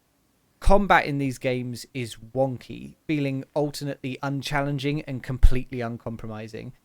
Even one of the Fallout series' key items, power armor, feels somewhat uninspiring in this time period. It's cool to wear in a role-playing sense, and it looks great, but after Fallout 4's huge mechanical mech suits, it's hard to go back to it just being heavier, stronger, regular armor. These games also require so many mods to bring it up to a playable standard. Programs like Wabberjack, which I talked about in my Skyrim review, have helped with this a lot, and I'd recommend using a list like I did. There's a list I use called Begin Again to fix a lot of the faults. But Bethesda's legendary lack of polish is on full display here, with just how much is required to get these games actually playable in the modern age. You know, people complain about Starfield and how that released and how, you know, the faults that currently has, but you know, Fallout is the same, if not worse, at the moment. I think with a mature modding scene and tools like Wabberjack to make installation easy, and the incredible Tale of Two Wastelands mod holding it all together, I think now is the perfect time to go back and enjoy these classic games. Fallout 3 and New Vegas really are examples of how good this genre of games can be, even if they're showing their age. They're still some of the best RPGs out. Jonas, you mentioned to me the other day, you asked me about playing this. Did you end up actually getting it going and playing? I've not had the time, James. It is a massive time sink. It is basically all I've done for like a month. Just the intention, but if I've barely had time to play the expansion video game I want to play, then yeah, I've not really had time to give this a go, knowing how much work is involved. So have you played them at all? Like, did you play them back in their heyday? Yep, I played 3 New Vegas and 4. And what did you think? I remember loving them. I remember really enjoying them. Fallout 3 for me, happened in that kind of PlayStation 3 era, potentially like all the way back in the good old days of Maidenhead, where, of sat in the living room and playing it as a teenager, and showing it to my friends and kind of showing off things like, hey, look, you can fire literal nuclear bombs at like a giant radiated bear. Isn't that fun? And going around with power armor and, the Fisto weapon that's given to you by a robot that performs anal fisting on you. But that just being like a part of the game and like, trying to like explore wild wasteland perks and, sort of trying to see how far you can get your speech up to see if you can try and like convince the president of a kind of terrorist cell into giving you their favorite gun before basically just offing themselves and solving an entire quest line for you, because it was cool to have the speech that high, right, that you could like go around and basically break encounters with nothing but cool dialogue. And yeah, I remember really enjoying New Vegas, particularly. But I'm the kind of person who I think I enjoyed New Vegas like a normal person. Like, I didn't have any strong opinions on it. But I have since learnt through games media and journalism and press and podcasts that New Vegas is considered reputationally to be of such a higher caliber in terms of its writing and its quality and its delivery. And you get, the world kind of split into these like 3 purists and New Vegas purists, where one represented the peak of like this open world game design and the other kind of an antithesis to it. And so it is interesting to hear that those 2 games have kind of been married now together into this singular mod, into a singular gaming experience. It's interesting because for those of you who don't know what the history of these games is Fallout 3 was made by Bethesda proper, and then New Vegas was made by the people who made the original two games, but under the Bethesda umbrella. And so a lot of people talk about New Vegas as basically being like, oh, a return to form. 3 was a divergence. It was good, but it didn't quite do it. And New Vegas was when they brought the original people back and they really got it back on track. What I would say from playing through them recently is that I do think that a lot of the earlier stuff in New Vegas, because I haven't finished it yet on my replay through, but a lot of the stuff is more interesting in New Vegas in certain ways. But I really think that that's not because it's like, inherently better people making it. I think it's because Fallout 3 walked so that New Vegas can run. Because the reason this Tale of Two Wastelands mod even works at all is because the games share so many assets to begin with, right? They're made in the same engine. Massive amounts of the games are the same. New Vegas was effectively like an expansion pack that became a whole game. And so I think that 3, what people forget about 3 is that 3 was re-establishing what this game meant. It was the first 3D game in the series. It was the first, this was re-establishing what the Fallout series is. And I think it's incredible for that. And when you take it on its own level, when you're not comparing it to anything else, it is a really, really solid game. It's just New Vegas is really fun. Like, it's really gunslingery and like over the top. Yeah, I think I attach myself to New Vegas a lot more strongly because I can't really remember what the world of 3 looks like as like a kind of a landscape. But New Vegas did such a good job of having that city, New Vegas, be this really iconic singular visual kind of landmark that's and everything else builds around it. Like, New Vegas kind of forms the center of a clock. And you start not at 6 o'clock, but 7 o'clock. And the game communicates to you that you cannot go up to 12 o'clock from here. You can't do that. Bad idea. That you're going to have to go around the entire clock face, all the way up to 12 o'clock and then down into New Vegas. And so it ends up communicating to you this kind of journey that you can visualize so succinctly and kind of stylistically. Not to mention New Vegas, it has the character Mr. House, who I found really compelling. I have always loved the aesthetic of luck-based characters, gambling-based kind of power systems and things like that. Despite never really caring about casinos in real life, I like the idea of a character who's got the gambler's spirit inside of them, and so knowing that basically that's the funny thing about him as well, is that he isn't a gambler. No, he's not. But you're led to believe that he is. I think that the thing with the thing. I think that's something that's another massive improvement in New Vegas is that Fallout 3 has a really distinct environment. The problem is that Fallout 3's distinct environment is confusing, right? In the Fallout 3 has this sort of wider DC area which is quite open, a lot like New Vegas is, but then it has this DC metro area which has all of these sort of smaller subsections which can only be accessed by sort of a web of metro stations. So you spend a lot of time having to go down into the metro, cross across the city, come back up, cross across the city, go down a metro, cross back. And it thematically creates really interesting moments where you're you feel like you're having to navigate this like damaged city and get through these places. But it's really hard to build a mental map of where everything is. And I think you appreciate it more when you go to New Vegas and you play in Nevada for a while and then you come back and you're like, oh, there's a distinctness to this. It really feels like something, which I think most people who played through it the first time, they didn't have that comparison. They were just it's just a bunch of corridors. and you can feel it when you can compare it, I think. It also...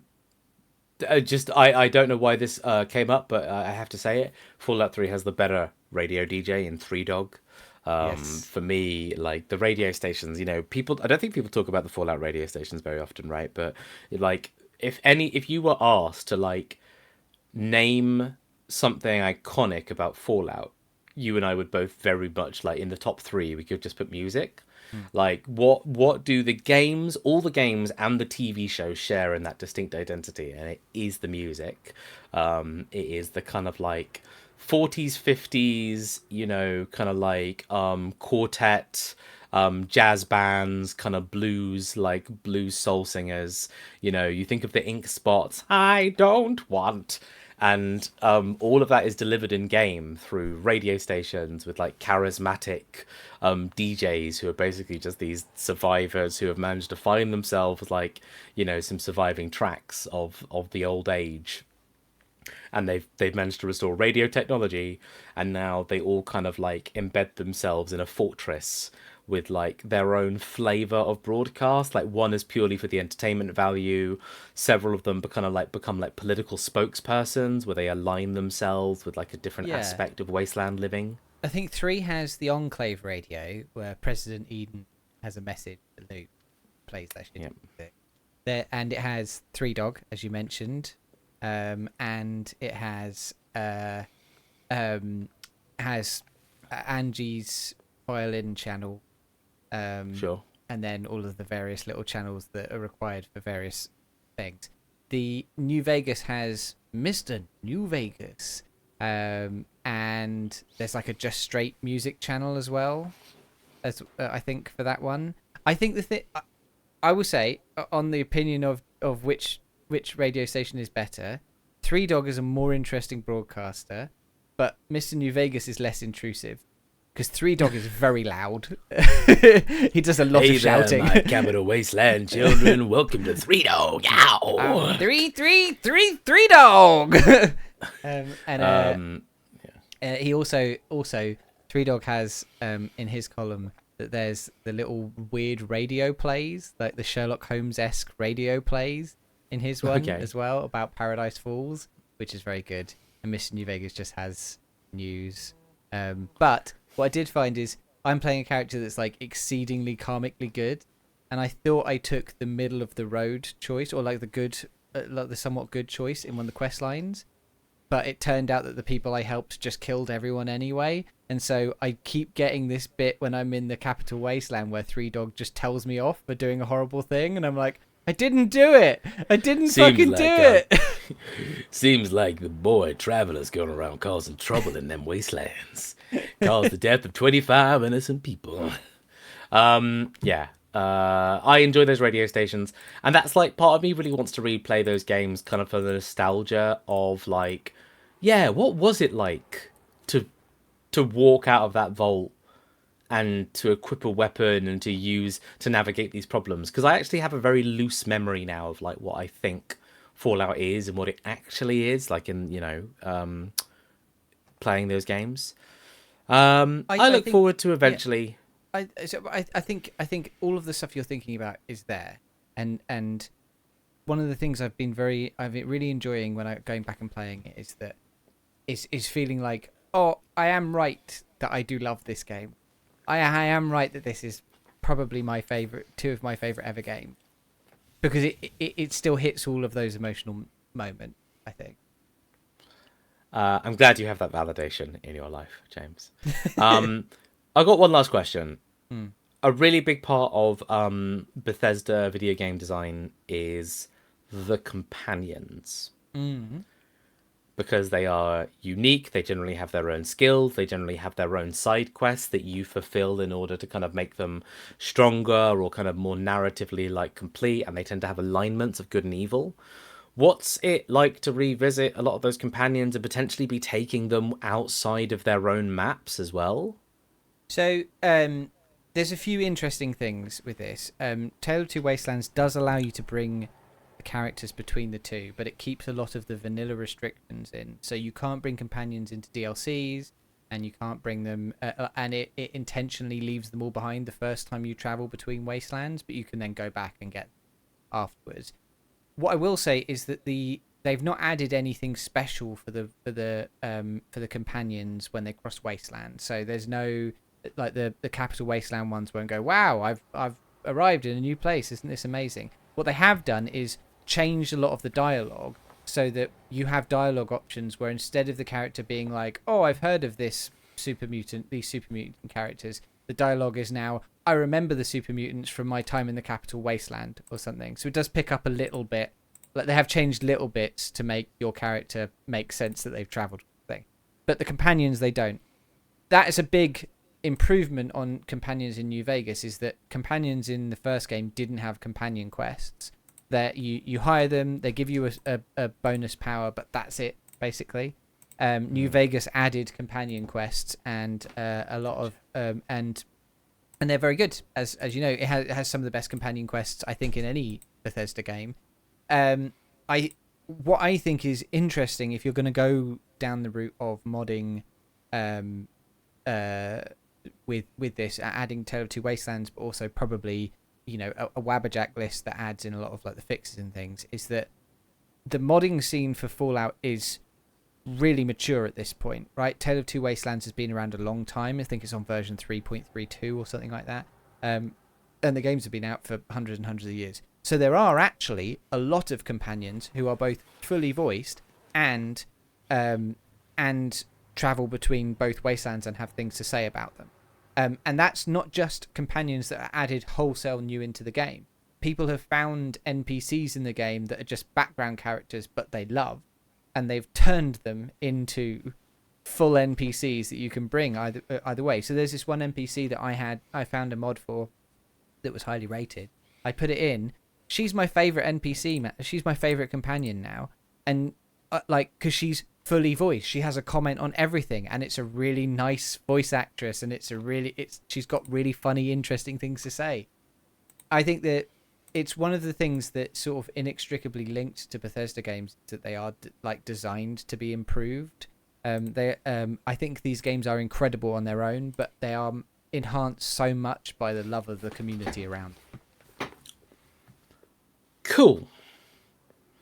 James, I'm going to force us to move on. Please do. Yes. You, Jamie, you have survived you've basically survived an apocalypse of the world, in which... All right, yeah, nuclear bombs. I can't think of a good allegory. I can't think of a good allegory for that.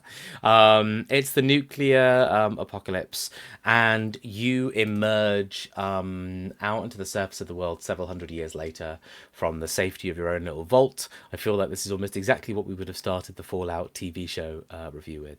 But rather than following a head around and, I don't know, navigating all that jazzy stuff, you find yourself able to flip-flop between these two great land masses. One of the land masses has this distinct feel of this distinct culture of people that really like to say things in one-line sentences, and the other world is a world of reviews and media criticisms and opinions.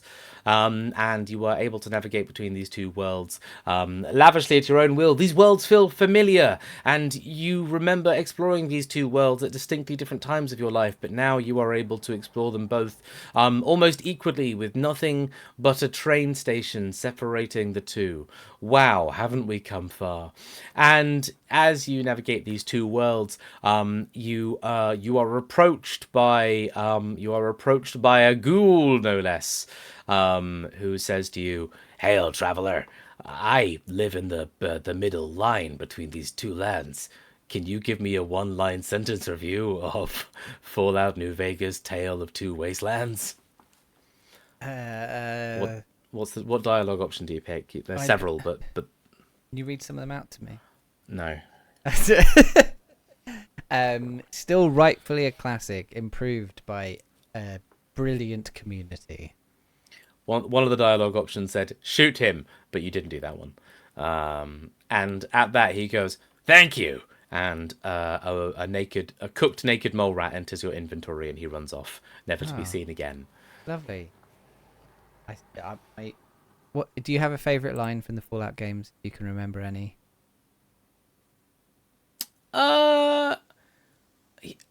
What?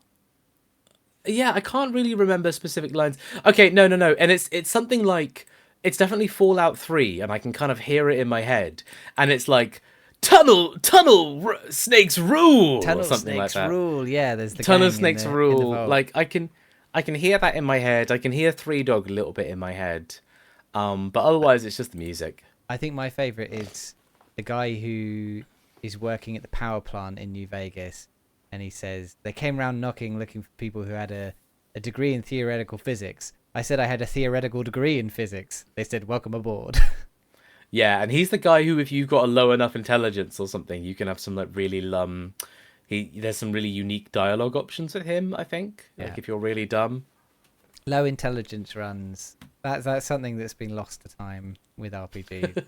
That's such a shame. All right, that was Fallout New Vegas with the Tale of Two Wastelands mod. Jonas, you've been playing a game called Children of the Sun. I have The Sun. Children of the Sun is a game published by Devolver Digital.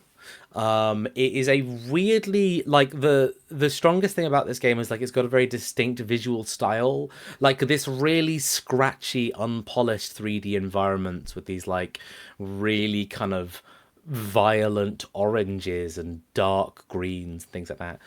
You play a woman who is going through some stuff, and she decides that she's going to process her emotions through sniping cult members. The main game mechanic is you aim at a camp of enemies, and you are able to fire one single shot with your bullet. But every time your bullet strikes an enemy, you are able to pause time and re-divert the bullet into a new trajectory. And so the whole kind of puzzle is finding out how you can kill these 10 dudes by always ensuring that one dude has line of sight of another dude's like head. This basically sounds awesome. I'm just looking at the Steam page now. the gameplay is super awesome. Honestly, it's really compelling because it's a puzzle. It's a puzzle, and your bullet is the tool. You know, it has some really dark themes. If this is a game you are thinking of playing, then please do take a look at some of the content warnings for this game. You are playing a female woman getting revenge on a bunch of culty men. You can imagine what kind of themes that might explore. And it is a game primarily of violence. But hey, listen, if you are okay with those and this premise sounds really interesting to you, it's pretty good. It's a game that I think like doesn't overstay its welcome. I'm pretty sure it's a game I completed in maybe 4 hours, maybe 5 or 6. There's a little bit of replay value in that you can try and tighten up your routes and try and kind of get like bigger high scores and better bonuses. And the game adds like several layers of difficulty and complexity as you go on, so it really does like challenge you towards its final hours. But yeah, Children of the Sun, highly recommend. Devolver Digital tend to like have good picks when it comes to the games that they support and publish, and this is no different. I've just bought it. I'm in. I'm in. And then I played a little bit of Card Shark the other day on stream, which is a basically a game where you cheat at cards in various interesting ways, and it's got a really cool vibe to it. I think it's basically a rhythm game, but themed around the idea of cheating at cards. You'll like go to a table, and your sort of mentor will teach you a new novel way of cheating, and then you have to pull off that cheating, and you have to like perform various moves in order at the right times, like fast enough before someone notices you're cheating. It's got a cool vibe. It's really interesting. I think, Jonas, you might actually quite like it because it's got a story focus, but it's also quite rhythmy. I'm very aware of it, and it's been in my wish list for a very long time. Yeah. So I'm glad you're enjoying it. It's a game that I have no doubt I will enjoy when I play it. The moment where it was like, press these 4 buttons at the right time in the right order, and then do these movements to perform this like cheat move at cards. I was like, this feels like a Jonas game. This feels like Dance Revolution with cards. I can see that it's 50% off as well, so maybe now's It's a Steam the time. sale. Yeah, buy everything we're talking about. If you don't own Fallout New Vegas and Fallout 3 but Game of the Year editions on Steam, get them now. I bet they're like 20p. Let me have a look.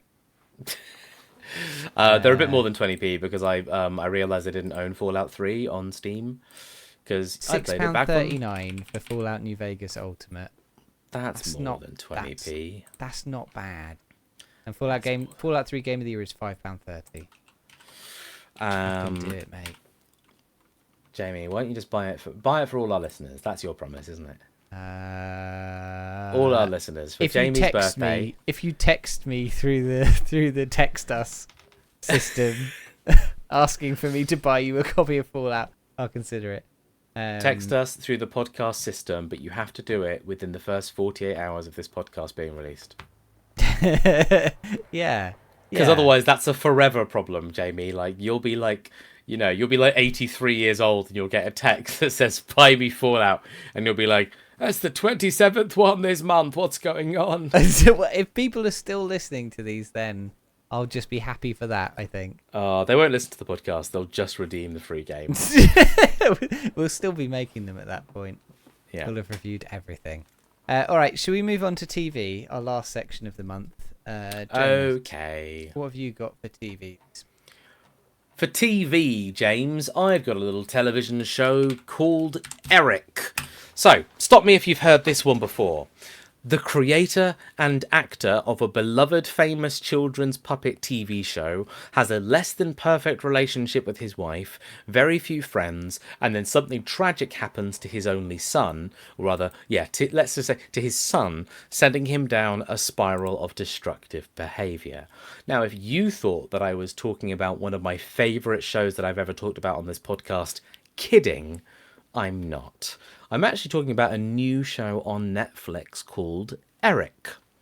Despite my introduction, I think it's a very good show. I don't mean to make light of it. I just noticed there's some similarities. Eric is a show that's kind of focused a little bit more on like very different characters. So the father in this show is called Vincent and is played by Benedict Cumberbatch. And the story takes place sort of the couple of days following the disappearance of Vincent's son, Edgar. Now, when Edgar disappears, his concept drawings for a new puppet are left behind, resulting in the, let's admit it, substance of using Vincent to start hallucinating that puppet itself in his everyday life. That puppet takes the form of a monstrously tall, Eric. This puppet then goes around following Vincent, basically joining him on his search for his own son Edgar, and generally commenting on his actions throughout. Orbiting in and out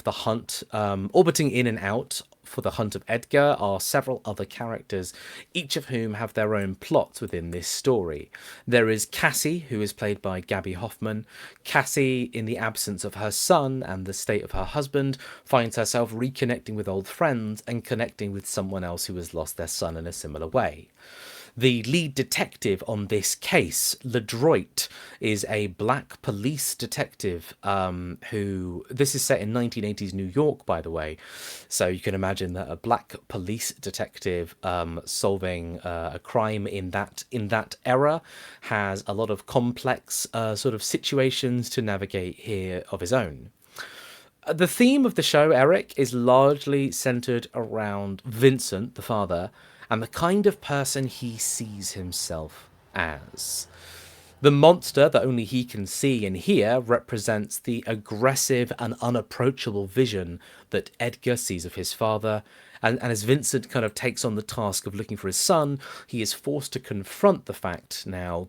He is forced to confront that fact, as well as confront the fact that kind of other people see him differently to how he sees himself, and the results of his actions are in stark contrast to sort of his own internal self-belief. This is entire show. The entire show kind of takes place in quite a small neighborhood, I would say. A lot of the locations that we visit in Eric are sort of within walking distance of each other, which means that when we are exploring this crime drama of a boy going missing, we're also spending a lot of time in quite an intimate neighborhood, learning more about the neighbors, the local businesses, and this kind of like rising political turmoil that seems to be plaguing the local area. We start the show very much aware of the crime drama that's placed in front of us, but as the episodes tick on, more and more mysteries, threats, and key players begin to pile up. Each one of them compelling enough to have a show of their own, as we try and understand their introductions, how their introductions and their conclusions will serve the greater narrative surrounding Vincent and Edgar. I think it's a compelling set of narratives that manages to weave a satisfying web and finishes up nicely. It's not a show that will stay with me in the same fashion that I found Kidding has, but I can see this as being like a great show to kind of use to pass the weekend and start a couple of conversations with your friends in the following weeks. Jamie, have you seen this? Has this been advertised to you and pushed to you on the front of Netflix like Hitman was? Yeah, like I saw a little bit of the trailer. I saw Benedict Cumberbatch sat on a New York subway or a train of some kind with a big monster, and everyone was looking at him like, who's this guy talking to himself? Definitely not talking to a big monster. Yeah, it sounds interesting. So, it's in terms of quality. You said it's not like a great show like Kidding. Is there another sort of show that you could compare it to? So here's the thing: is I would say maybe in quality, like I would say it actually is quite. It's got quite a lot of prestige to it. Like, this is a very competently put together film. I'd say it probably has quite a high budget. So it probably has a higher budget than Kidding, maybe. I think as a crime drama, because it's a completely different genre, I think, to Kidding. I think Kidding. Yeah. So is it more of a crime drama or more of a like a sort of, I don't know, introspective personality piece? I would like to say maybe 50-50. Right, okay. Because it is heavily a character piece about several characters, but with maybe darker presentation. Like, Kidding takes the time to kind of have some really loud laughs going on and some really silly absurdity going on in amongst the very serious themes of like relationships and personal dynamics and violence and death.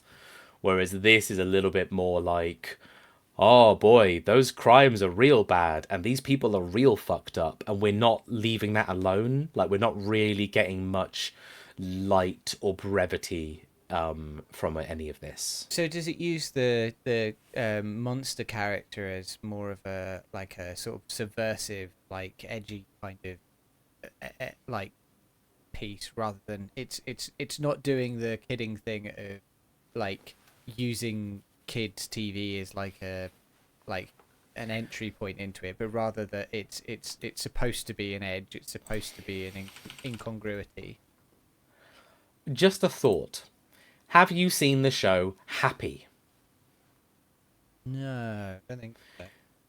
Happy is a show about like a hitman who gets like an imaginary blue unicorn puppet that follows him around, except it's not a puppet, it's just a creature, like this imaginary creature follows him around, and it talks to him, and it's really happy-go-lucky, and it's like the sock on Bo Burnham's hand in that song about the world. Like, it's like weirdly optimistic. Yeah. But the main character is a deeply disturbed, fucked up, like, abusive, violent man, basically.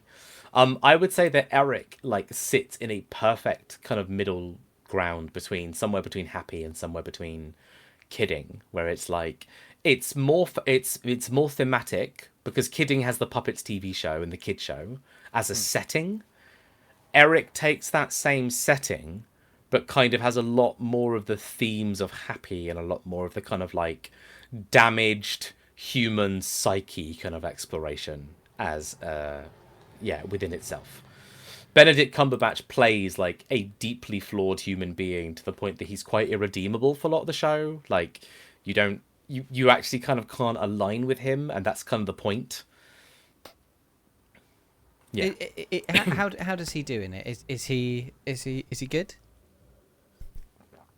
He's good. I think he hams it up a bit much. I think he really wants this to be like a portfolio piece for him, to show that he isn't just a Marvel superhero. He's also capable of playing like a deeply flawed. I mostly think of him as like a British historical man.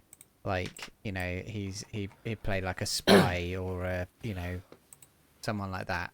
That's who I mostly associate with him. And when I think of Doctor Strange, I don't think it's Benedict Cumberbatch, even though it clearly is. Yeah, I know what you mean. Benedict Cumberbatch in this really wants to play like the American like struggling father, like who means well, but just can't do it by himself in the face of the career stresses and the family stresses and expectations and a failing system that never supported him or really gave him a chance to flourish. Does he do an American accent?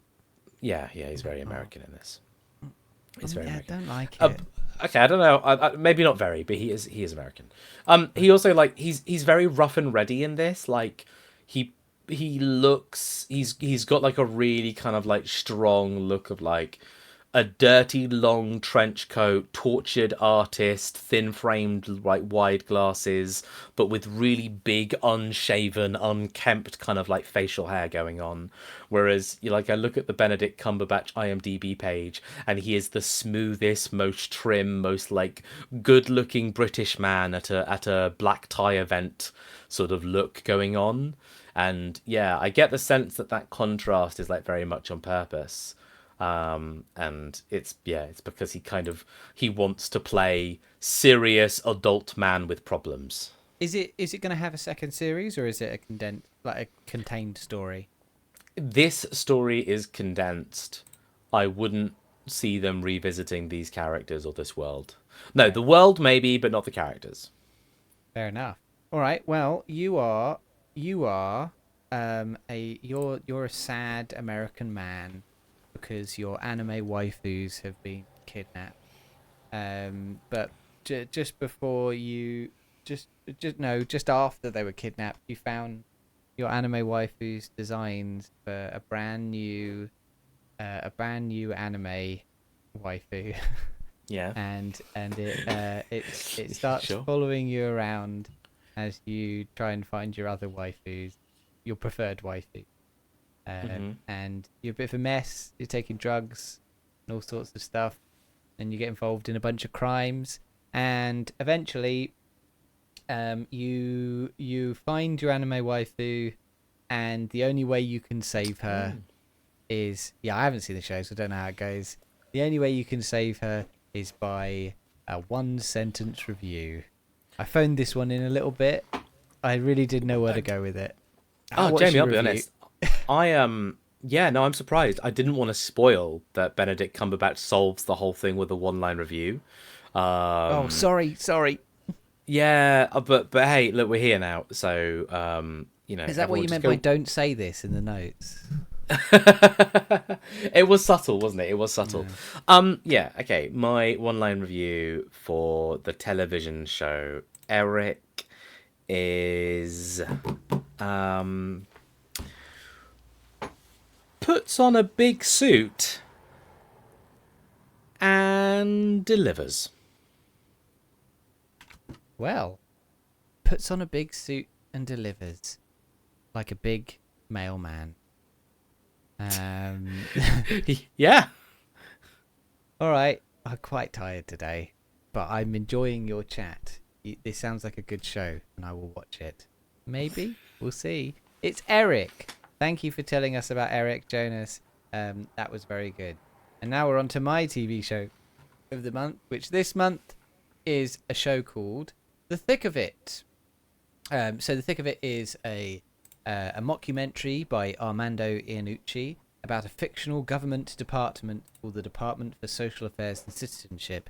And at the moment, at time of recording, for those of you at home listening to the audio podcast, it is currently the 2nd of July. So we are about to have a general election in this country in 2 days, which is the election fever that we've all been feeling is what spurred me on to go back and watch this show. The show follows various government ministers, special advisors and civil servants as they navigate scandals and mishaps, often aggravated by the blistering anger of number 10 spin doctor Malcolm Tucker. Most episodes drop you into the middle of a day in government as a political crisis is brewing, with the characters' self-interest usually causing it to blow up to enormous proportions. This show is a brilliant example of the mockumentary genre. Despite the often quite chaotic nature of the plot lines, the acting feels quite natural and real. Conversations are often highly improvisational that give a real feeling of dropping in on real people in the midst of a crisis. The humour is witty and edgy. The actors understand their characters very well and are able to riff quite enjoyably. A special mention goes to Peter Capaldi as Alistair Campbell parody Malcolm Tucker, who routinely steals scenes, flipping from slimy persuasion to blistering anger in seconds. The show is... hold on, cut there. I don't know what I've done there. Oh, we did so well. No edits. I know. There's definitely edits. It's here. The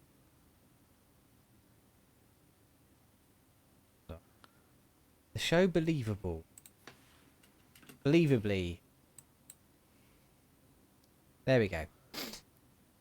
Ready? Wait. No. Now I'm ready. The show believably and hilariously explores power dynamics and self-interests in powerful people in a way that highlights the absurdity of what we feel normal government is like. The thing is, though, this show has taken an interesting place in how we as a country view politicians. It suffers from the charismatic villain problem. Malcolm Tucker is clearly the villain of the show, but he's been reduced to sound bites in the public memory of the show, and I think some people even at the time may not have gotten that he's not supposed to be emulated. The show has a very cynical view of the political class, painting them as self-interested and manoeuvring, unable to see past the end of their noses and their own career ambition. It's satire, and its job is to show the absurdity of the problems in our society, but it seems to have ended up less as a warning and has ended up being used as an excuse for apathy. I think that's a shame, because on rewatching it's clearly scathing of its subjects. Malcolm Tucker in context is a villain and continually revealed to be not as all-powerful as he would want people to believe, but reduced to internet memes, it squashes all the nuance out of what this show is trying to say.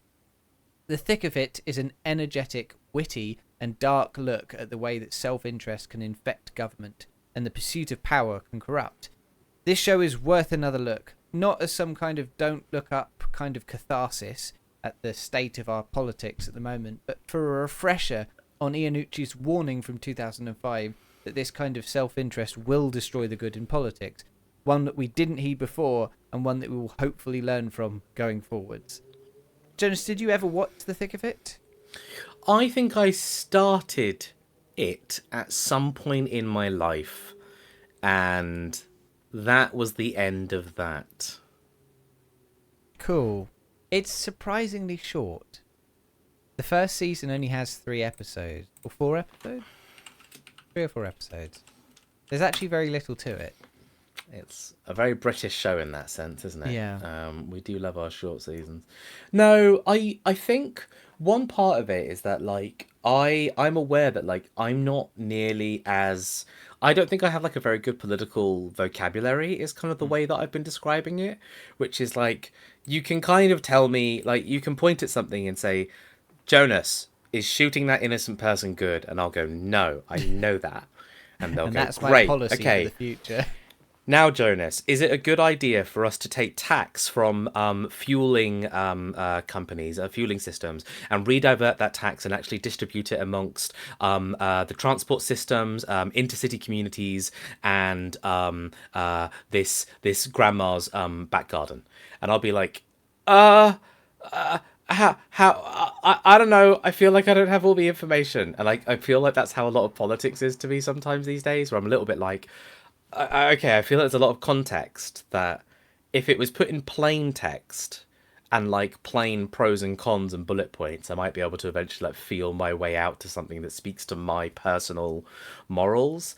But because that's not how politics works, politics is very obfuscating of obvious facts and information sometimes to shape opinion and to shape ideas and to things like that. And because politics is dense with the pre-context that you kind of knew what came before it, because everything exists in the context of like an existing government and a precluding government and an incoming government. Like everything exists in this context of trying to either convince you that something is good or bad, or should be like this or should not be like this. I get very overwhelmed by it. And I think when I watched a show, that it came out in 2005, right? So I don't know when I tried to watch this show, but it was probably somewhere like around university or in my 20s. I think I just didn't get the context that these characters existed in. Like, I didn't understand what I was seeing allegories of. I didn't understand why a scenario should be inherently funny or laughed at or pointed at or kind of exclaimed at, because I don't think I really had the vocabulary, like the political vocabulary, to appreciate it. And I suspect that, like, I am better now. Like, I think I have better political vocabulary than I've ever had before in my life.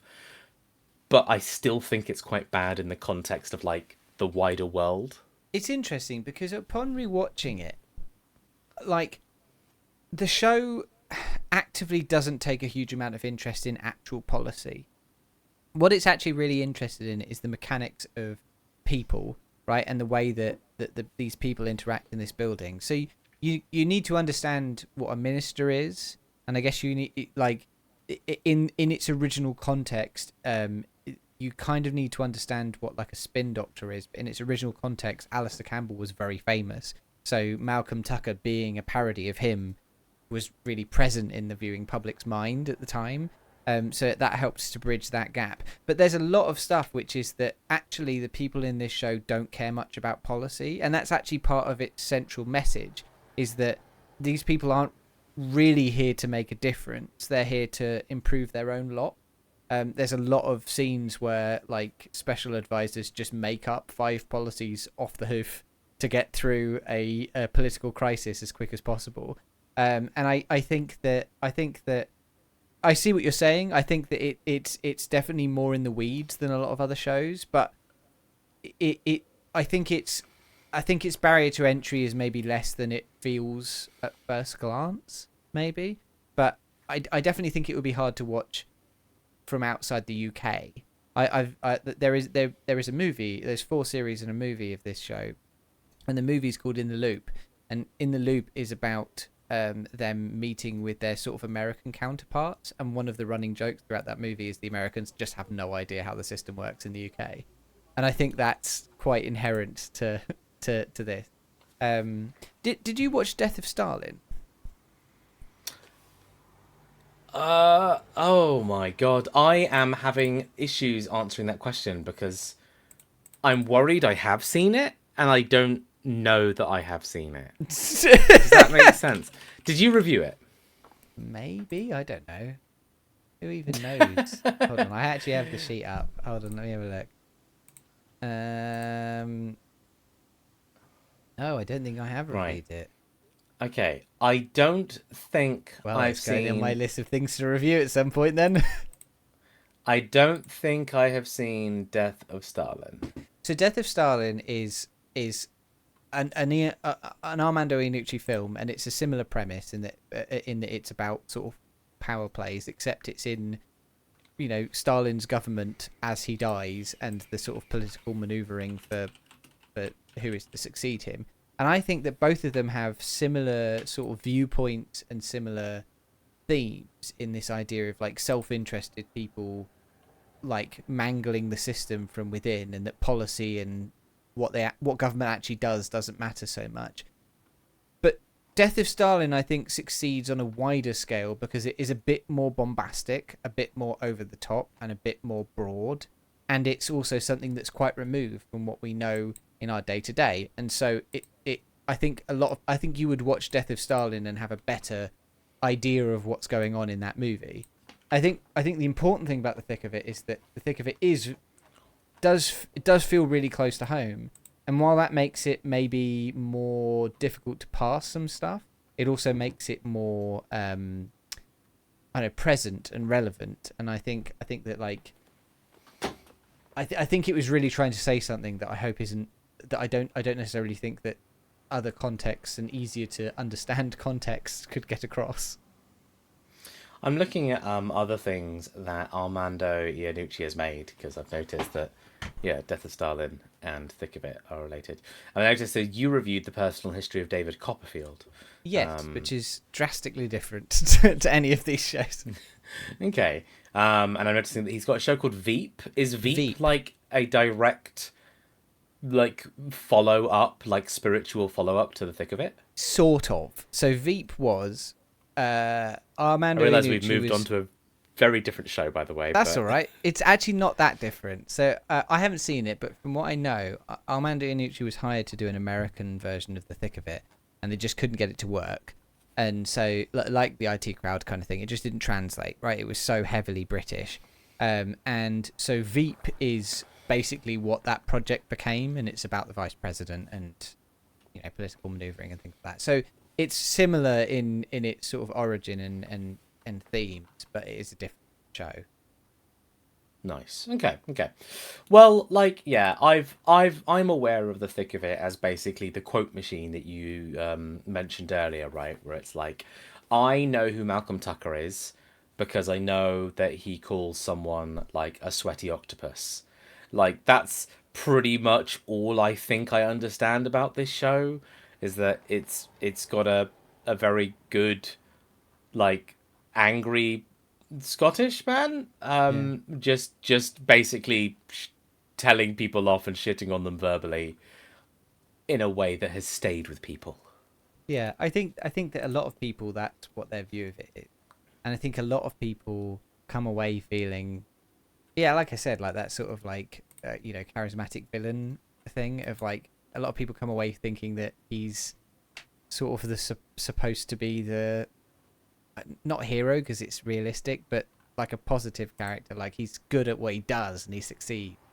And that's very much not who he is. He's a political maneuver who often makes things a lot worse for the people around him and ends up massively getting his comeuppance by the end of the show. Like, he is the villain of the show. But it's interesting how, like, you know, that can get twisted when it's taken out of its context so much. Fair enough. Well, James, I'd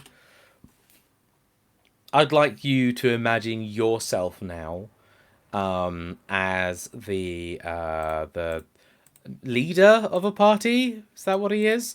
You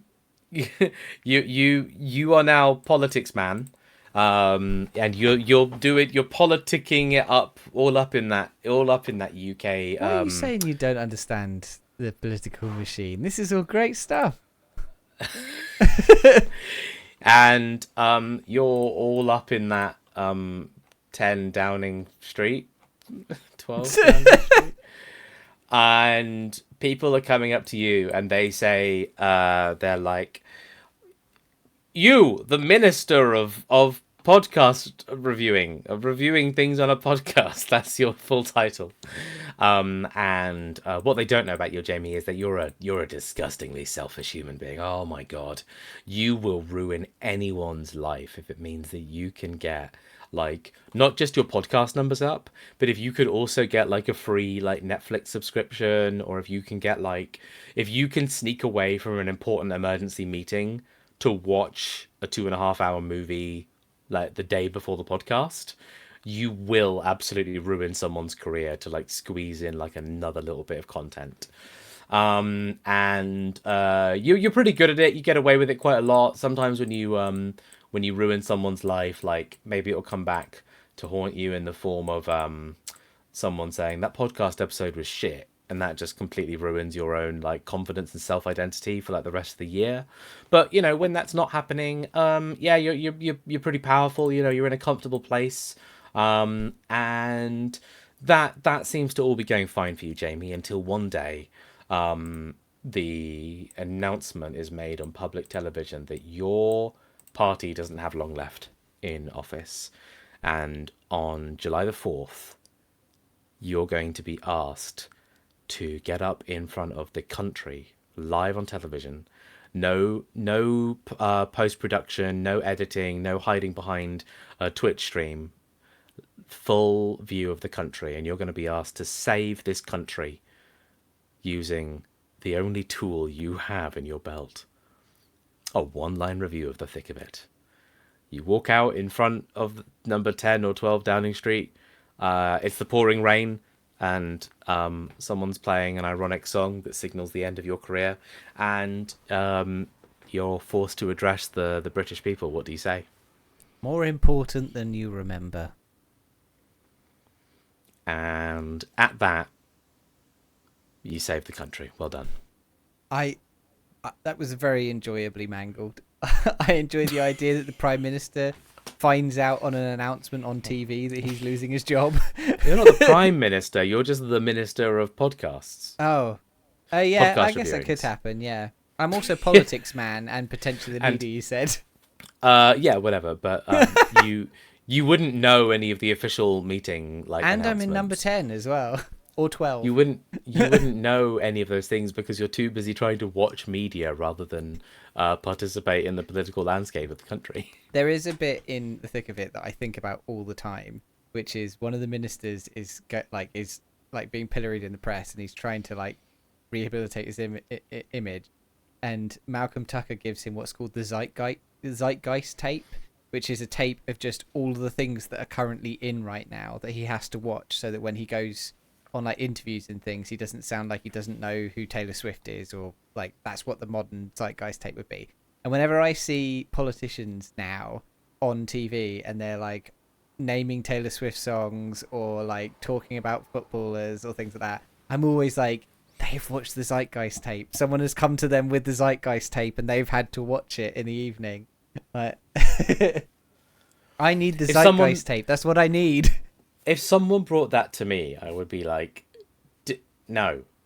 I'll watch this, definitely. Leave the room. I'll definitely watch this. Don't you worry. Leave. Literally, Snap. That's what happens in the episode. It's just going to be skibbity toilets. It's just all skibbity toilets. Yeah. Right, that was the thick of it. Jonas, before we move on to random Netflix movie, Jonas, you've started House of the Dragon season 2. It looks like.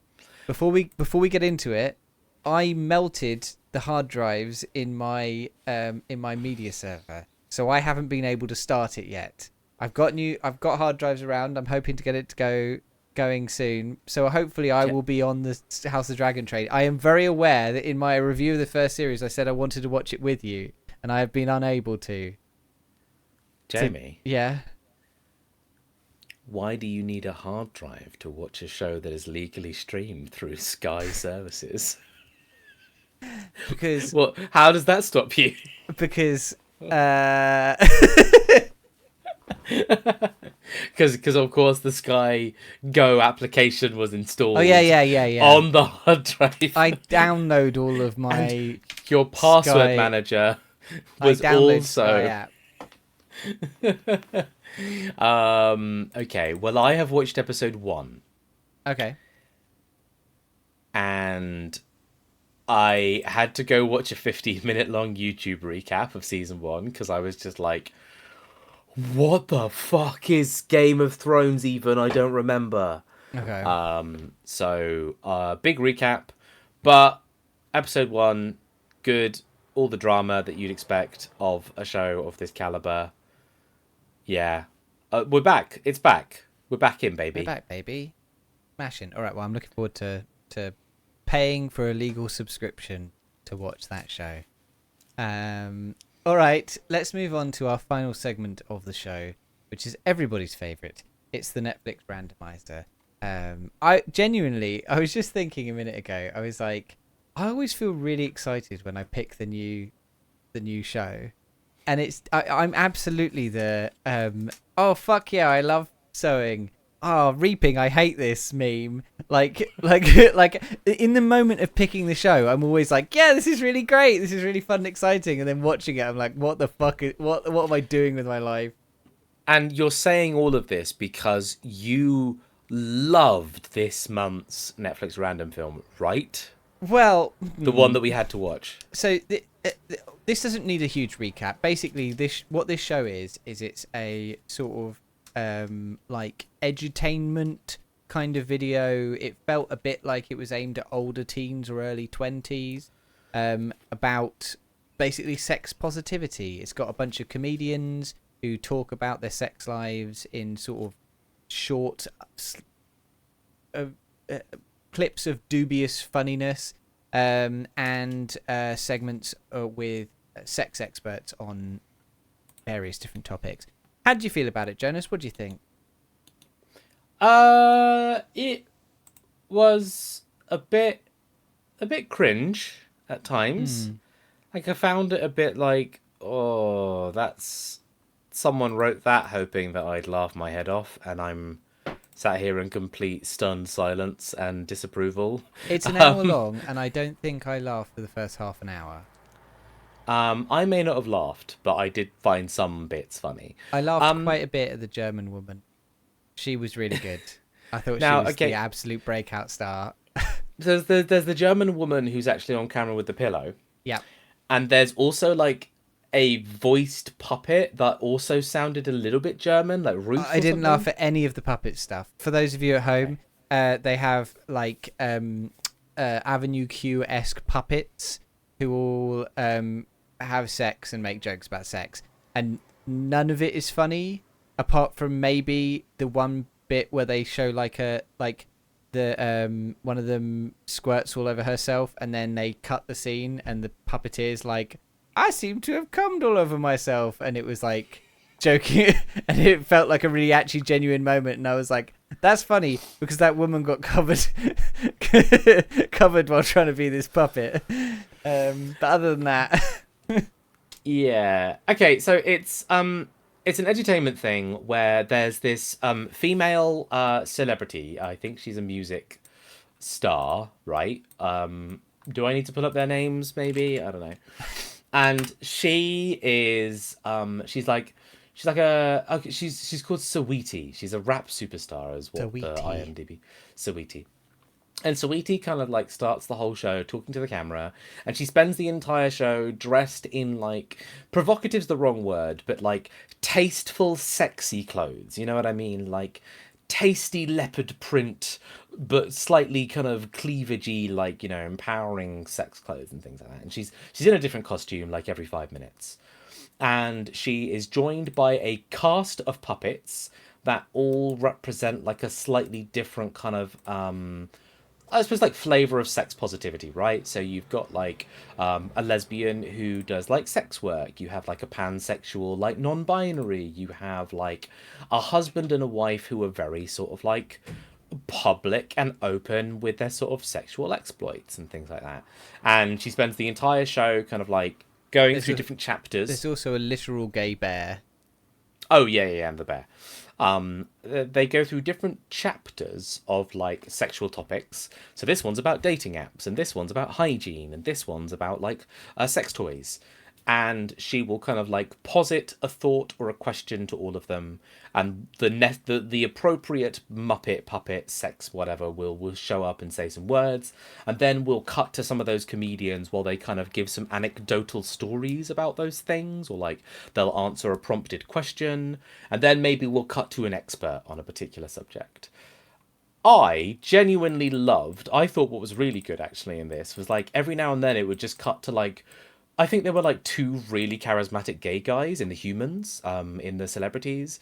One was like a relatively like young Asian guy, and one was like a guy who's worked on like professional film sets and things like that.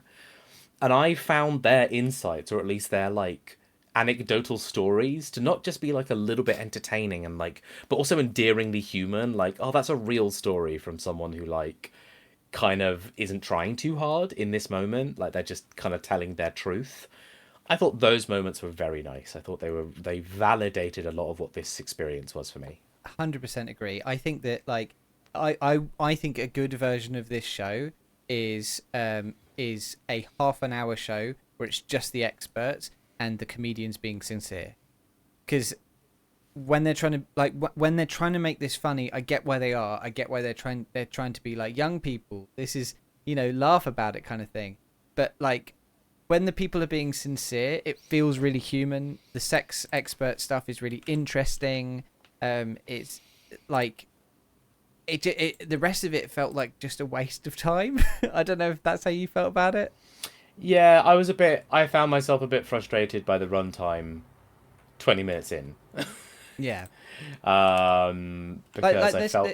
Sorry, you go.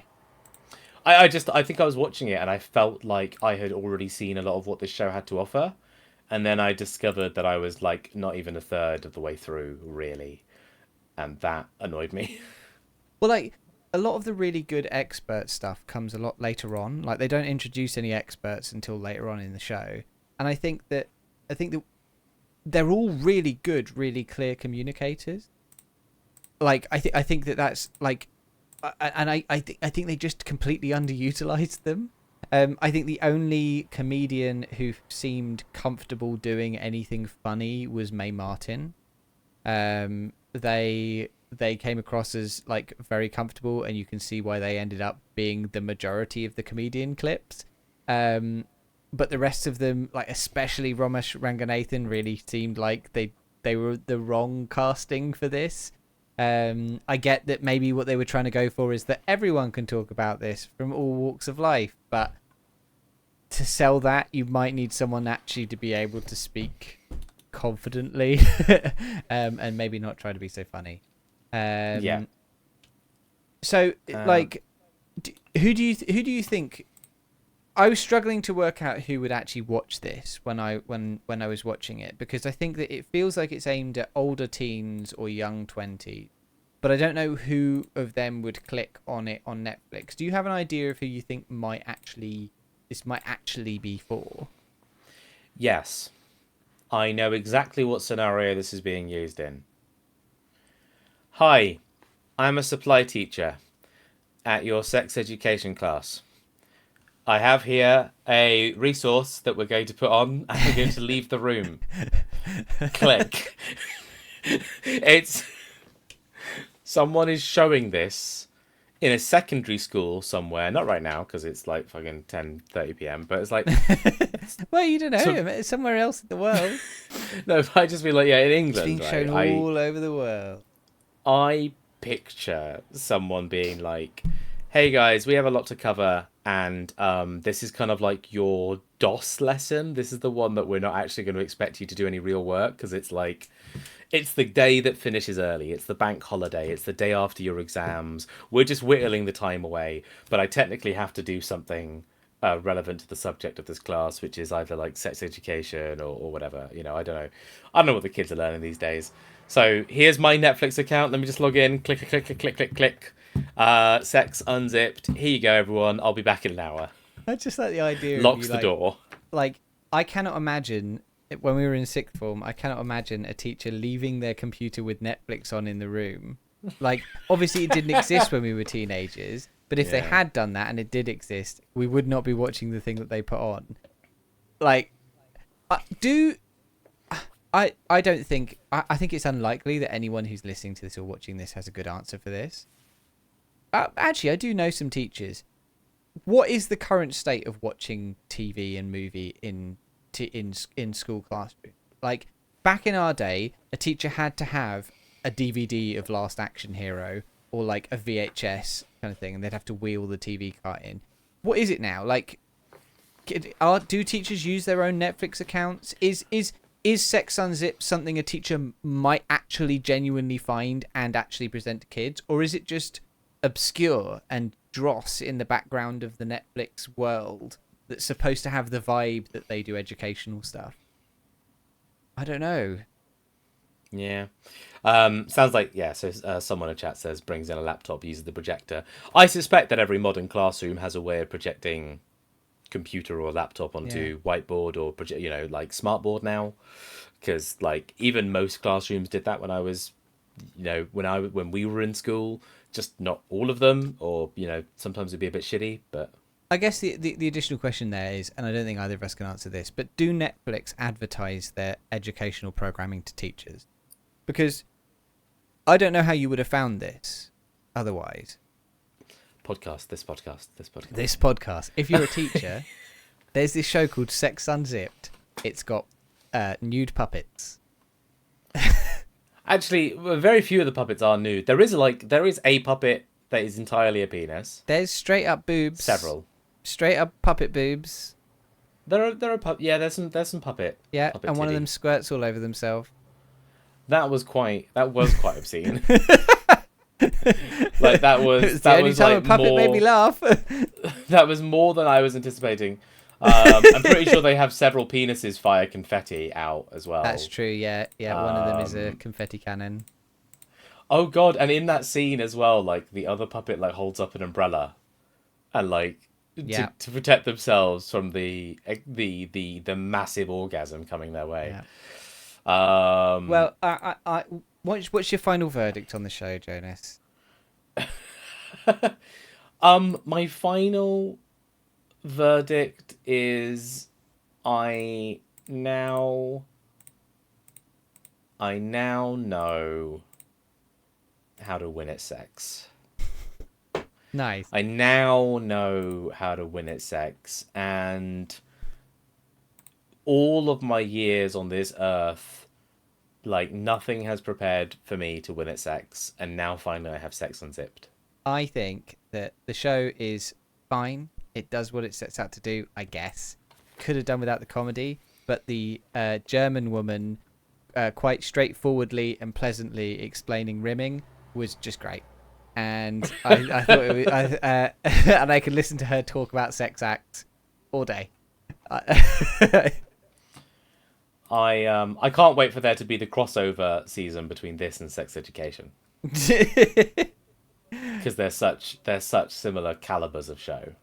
Right, we're gonna enough of this filth. Ban this sick filth. We're on to next month. This is my favourite bit of the show because it feels it's completely consequence free. No, this is the bit where we get to pick the fun bit. It's not the bit where we have to watch the bad bit. This is what I'm holding in my hand is next month's show, but here's all the ones we could have had but aren't having. We could have had Hector, a Belgian comedy drama about an institutionalized man falling in love with his aunt. That's what that says. With his... I thought that had a C there. We are not watching Mysteries of the Terracotta Warriors, a British documentary about the Terracotta Warriors. We're not watching The Coming War on China, British documentary about the possibility of nuclear war between America and China. After we just talked about Unzipped, Sex Unzipped, that's a very different subject. We are not talking about Insidious Chapter 3. Good. I don't want a horror movie. I don't either. Well, that doesn't mean we don't have a horror movie. It just means we don't have that horror movie. We're not watching The River Runner, a US documentary about a kayaker. There was a period where it was a lot of horror movies in the mix. It feels like it goes in waves, but I don't think that's how it works. We're not watching Tell Me Who I Am, a British documentary about twins with memory loss, ? Okay. Why is there so much uncertainty? I don't remember. We're not watching DSP, Malayalam,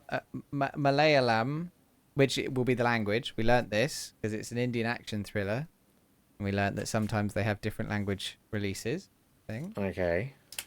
So we are watching. We are watching, James. What are we watching? What does that mean? Interesting. Are we going to get sanctioned for this? we are watching James. Silver Skates, a Russian period drama romance set in St. Petersburg in 1899, and it is the first Russian Netflix original, apparently. It's 2 hours and 17 minutes long. Oh my god. Which I always feel like I should start with that rather than any other barometer of quality. Sorry, what's it called? Silver Skates. Silver Skates. All right. Well, hey, look, maybe it's from the Russians that aren't trying to massacre an entire country, I'm Maybe. sure it is. I think it would be very weird if this was a propaganda film. Well, but it wouldn't be the first time, would it? Yeah. Like, was okay. that other propaganda film Russian as The well? weird. No, it was. Oh, I don't know. But I know I'm a fascist now. Uh, yeah. Okay. Well. All right. So that's the movie. It's Smolensk, the Polish one. There we go. Yeah. Polish, right? Well, Okay, that's okay. that's what we'll be watching next month. So I'm looking forward to Russian period drama romance, Silver Hey. Skates. It's got a 7.1 on IMDb. Okay. That All right. that is in the all right camp of scores. Yeah. All right. And I don't know what else I could possibly find out about this film in small time. All right.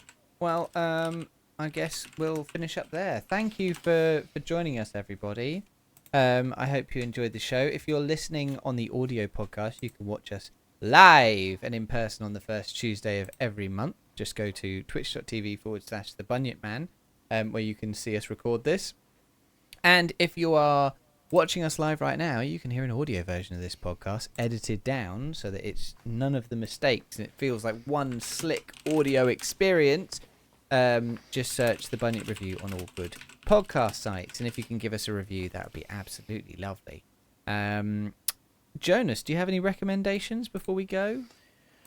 I recommend that everyone get their full 8 hours of sleep and drink a glass of water.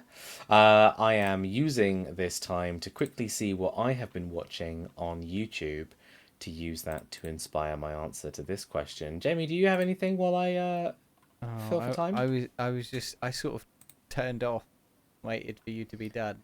Yeah, But I will recommend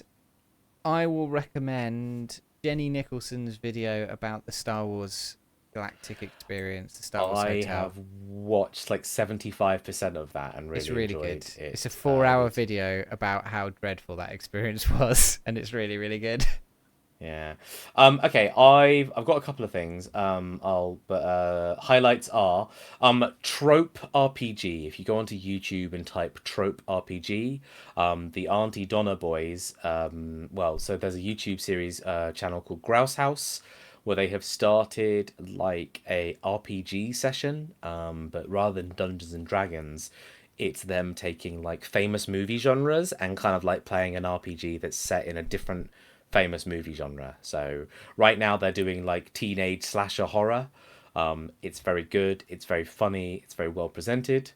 I also would highly recommend, if anyone cares about this sort of thing, the YouTuber Super Eyepatch Wolf was recently forced to play a game called Dokapon Kingdom. You can watch, like, he streamed it live and then puts the stream recordings out on his YouTube channel called Regular Eyepatch Wolf. Those are some of the funniest fucking things I've ever seen in my life. Dokapon Kingdom is like Mario Kart Party, but more fucked up. And just watching someone go through that has proven to be a huge amount of fun. I'm already a massive Eyepatch Wolf fan, so maybe I'm biased, but I think Dokapon Kingdom genuinely is a really funny game to like learn about and explore. What is this game? Hybrid RPG party game. Maybe I'll play it and review it sometime. I'll play it with you. Oh no. No, James, don't say you'll do that. Don't say you'll do that. You know how Mario Party is a friendship killer? Yeah. I'll play this game with you. Yeah. Dokapon Kingdom is a nuclear, like a tactical nuke on friendships. I think our friendship can withstand it. I think 24-hour stream. Let's go. 24 hours of Dokapon Kingdom. I think we will not be able to compliment each other within the first 30 minutes. I think we should play this. It looks great. Oh, It's no, half James. price at the moment. Is it? What platform is it on? Is it on PC Steam. now? It's on Steam. I've got it on. Kingdom Connect. I've got it on Switch. But I could buy it on PC. But James, let's not agree to this just yet. I might. James, Maybe I'll get it, and then I'll encourage people to play it with me. if we do play it, I want it to be something that we do regularly, because this is not like a one and done. Okay. This is a campaign of hate. Well, we can put like a monthly slot into my schedule for you and I to play Dokapon Kingdom. Oh dear. Look, this month's schedule is set, but next month's schedule, in theory, could have the first ever Dokapon Kingdom. Jamie, this podcast won't like. you need to do some soul searching and decide what's more important to you. I think our friendship is stronger than anything. I think we have an iron cast friendship, and I think we can survive this. All right, Jamie. Now, quickly pause. Yeah. Remind yourself what a bad loser I am, and say that again with confidence. Yeah, but that's exactly my point. Is I have like over a decade of evidence that despite you being the sorest loser of anyone I've ever met, we're still friends. We did the whole of our head-to-head thing, and we're still friends. No, Jamie, we don't do the head-to-head anymore. Well, but have you noticed that? That's not because of friendship. That's because I'm unable to organise myself. But this will take its place. This will be head-to-head. It'll be fine. Hey, listeners of the podcast, thanks for being here. Oh yeah, we're still in the podcast. Thanks for listening up until this point where you witnessed the bullets being loaded into the gun. I'm buying this game. Bye everyone. Thank you for joining us. It was really good fun to have you here, and we'll catch you next month. Good night, podcast listeners. Bye bye. Cool. All right. Thank you for the raid, His Cursedness. Thank you very much. Yeah, thanks. Yakuza Nick. Oh, Yakuza Nick. What were you put? Yakuza 0. Yakuza. I hope you had a good time. I didn't realise that this game was so well known. Oh, it's like, I would say it's maybe not as well known as it could be, but it used to be really niche because I think it existed like Japanese systems only, and then the English version was like on a like maybe PS2 or like an old Wii or something. Yeah. But it's not existed on any modern systems until about, I want to say like 9 months ago, maybe. And then they re-released it on modern systems, including the Switch. So I bought the Switch copy and I played it like a small session with me, Mary, and a friend. Yeah. But we never revisited that session. We played for like 3 hours. And we never touched it again. And Okay, well, I've since just bought it on Steam. Oh God! Now I'm definitely £20, so you have to play with me now.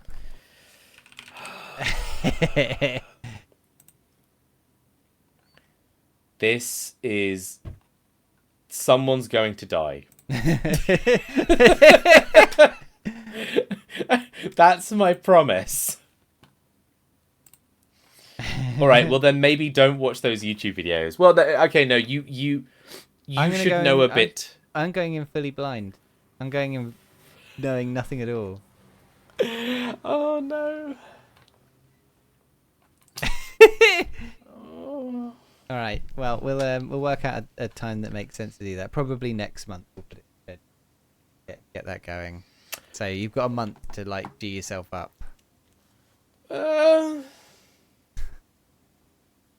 We didn't mention it in the audio podcast, I guess because the audio podcast usually comes up basically just before the end of the month anyway. But it's the awards show this month.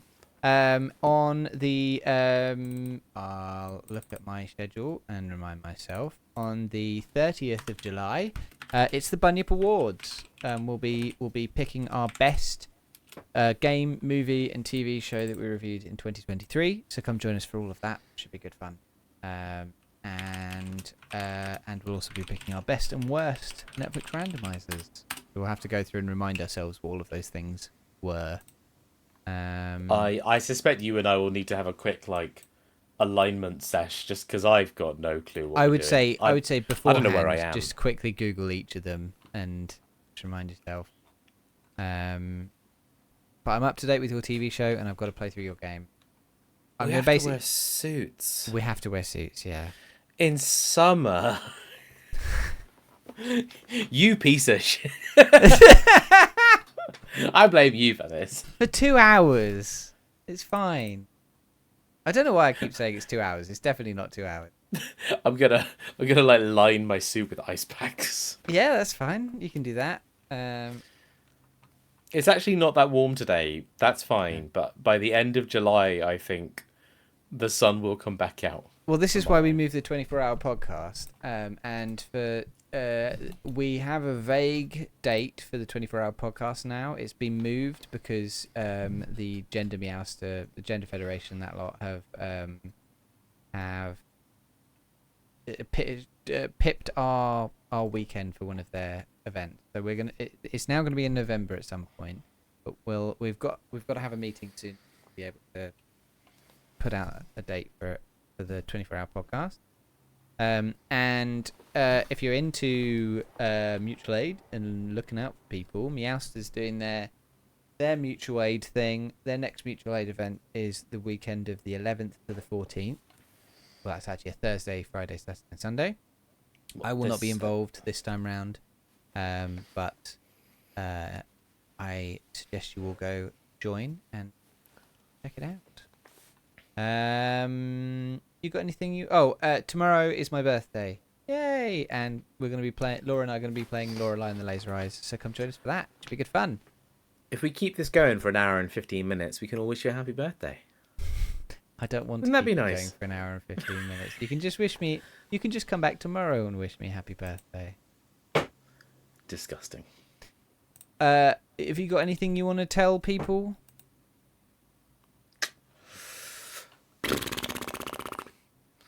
Nah. All right. Well, Nah. I'm not streaming much at the moment. I don't have the time. I have too many projects lined up. you're a busy baby. I'm the busiest of babies. But I love you all dearly, and if I do find time to stream, then please come and hang out with me. Cool. All right. That's it. Well, we'll catch you next time. Bye. Bye, everyone.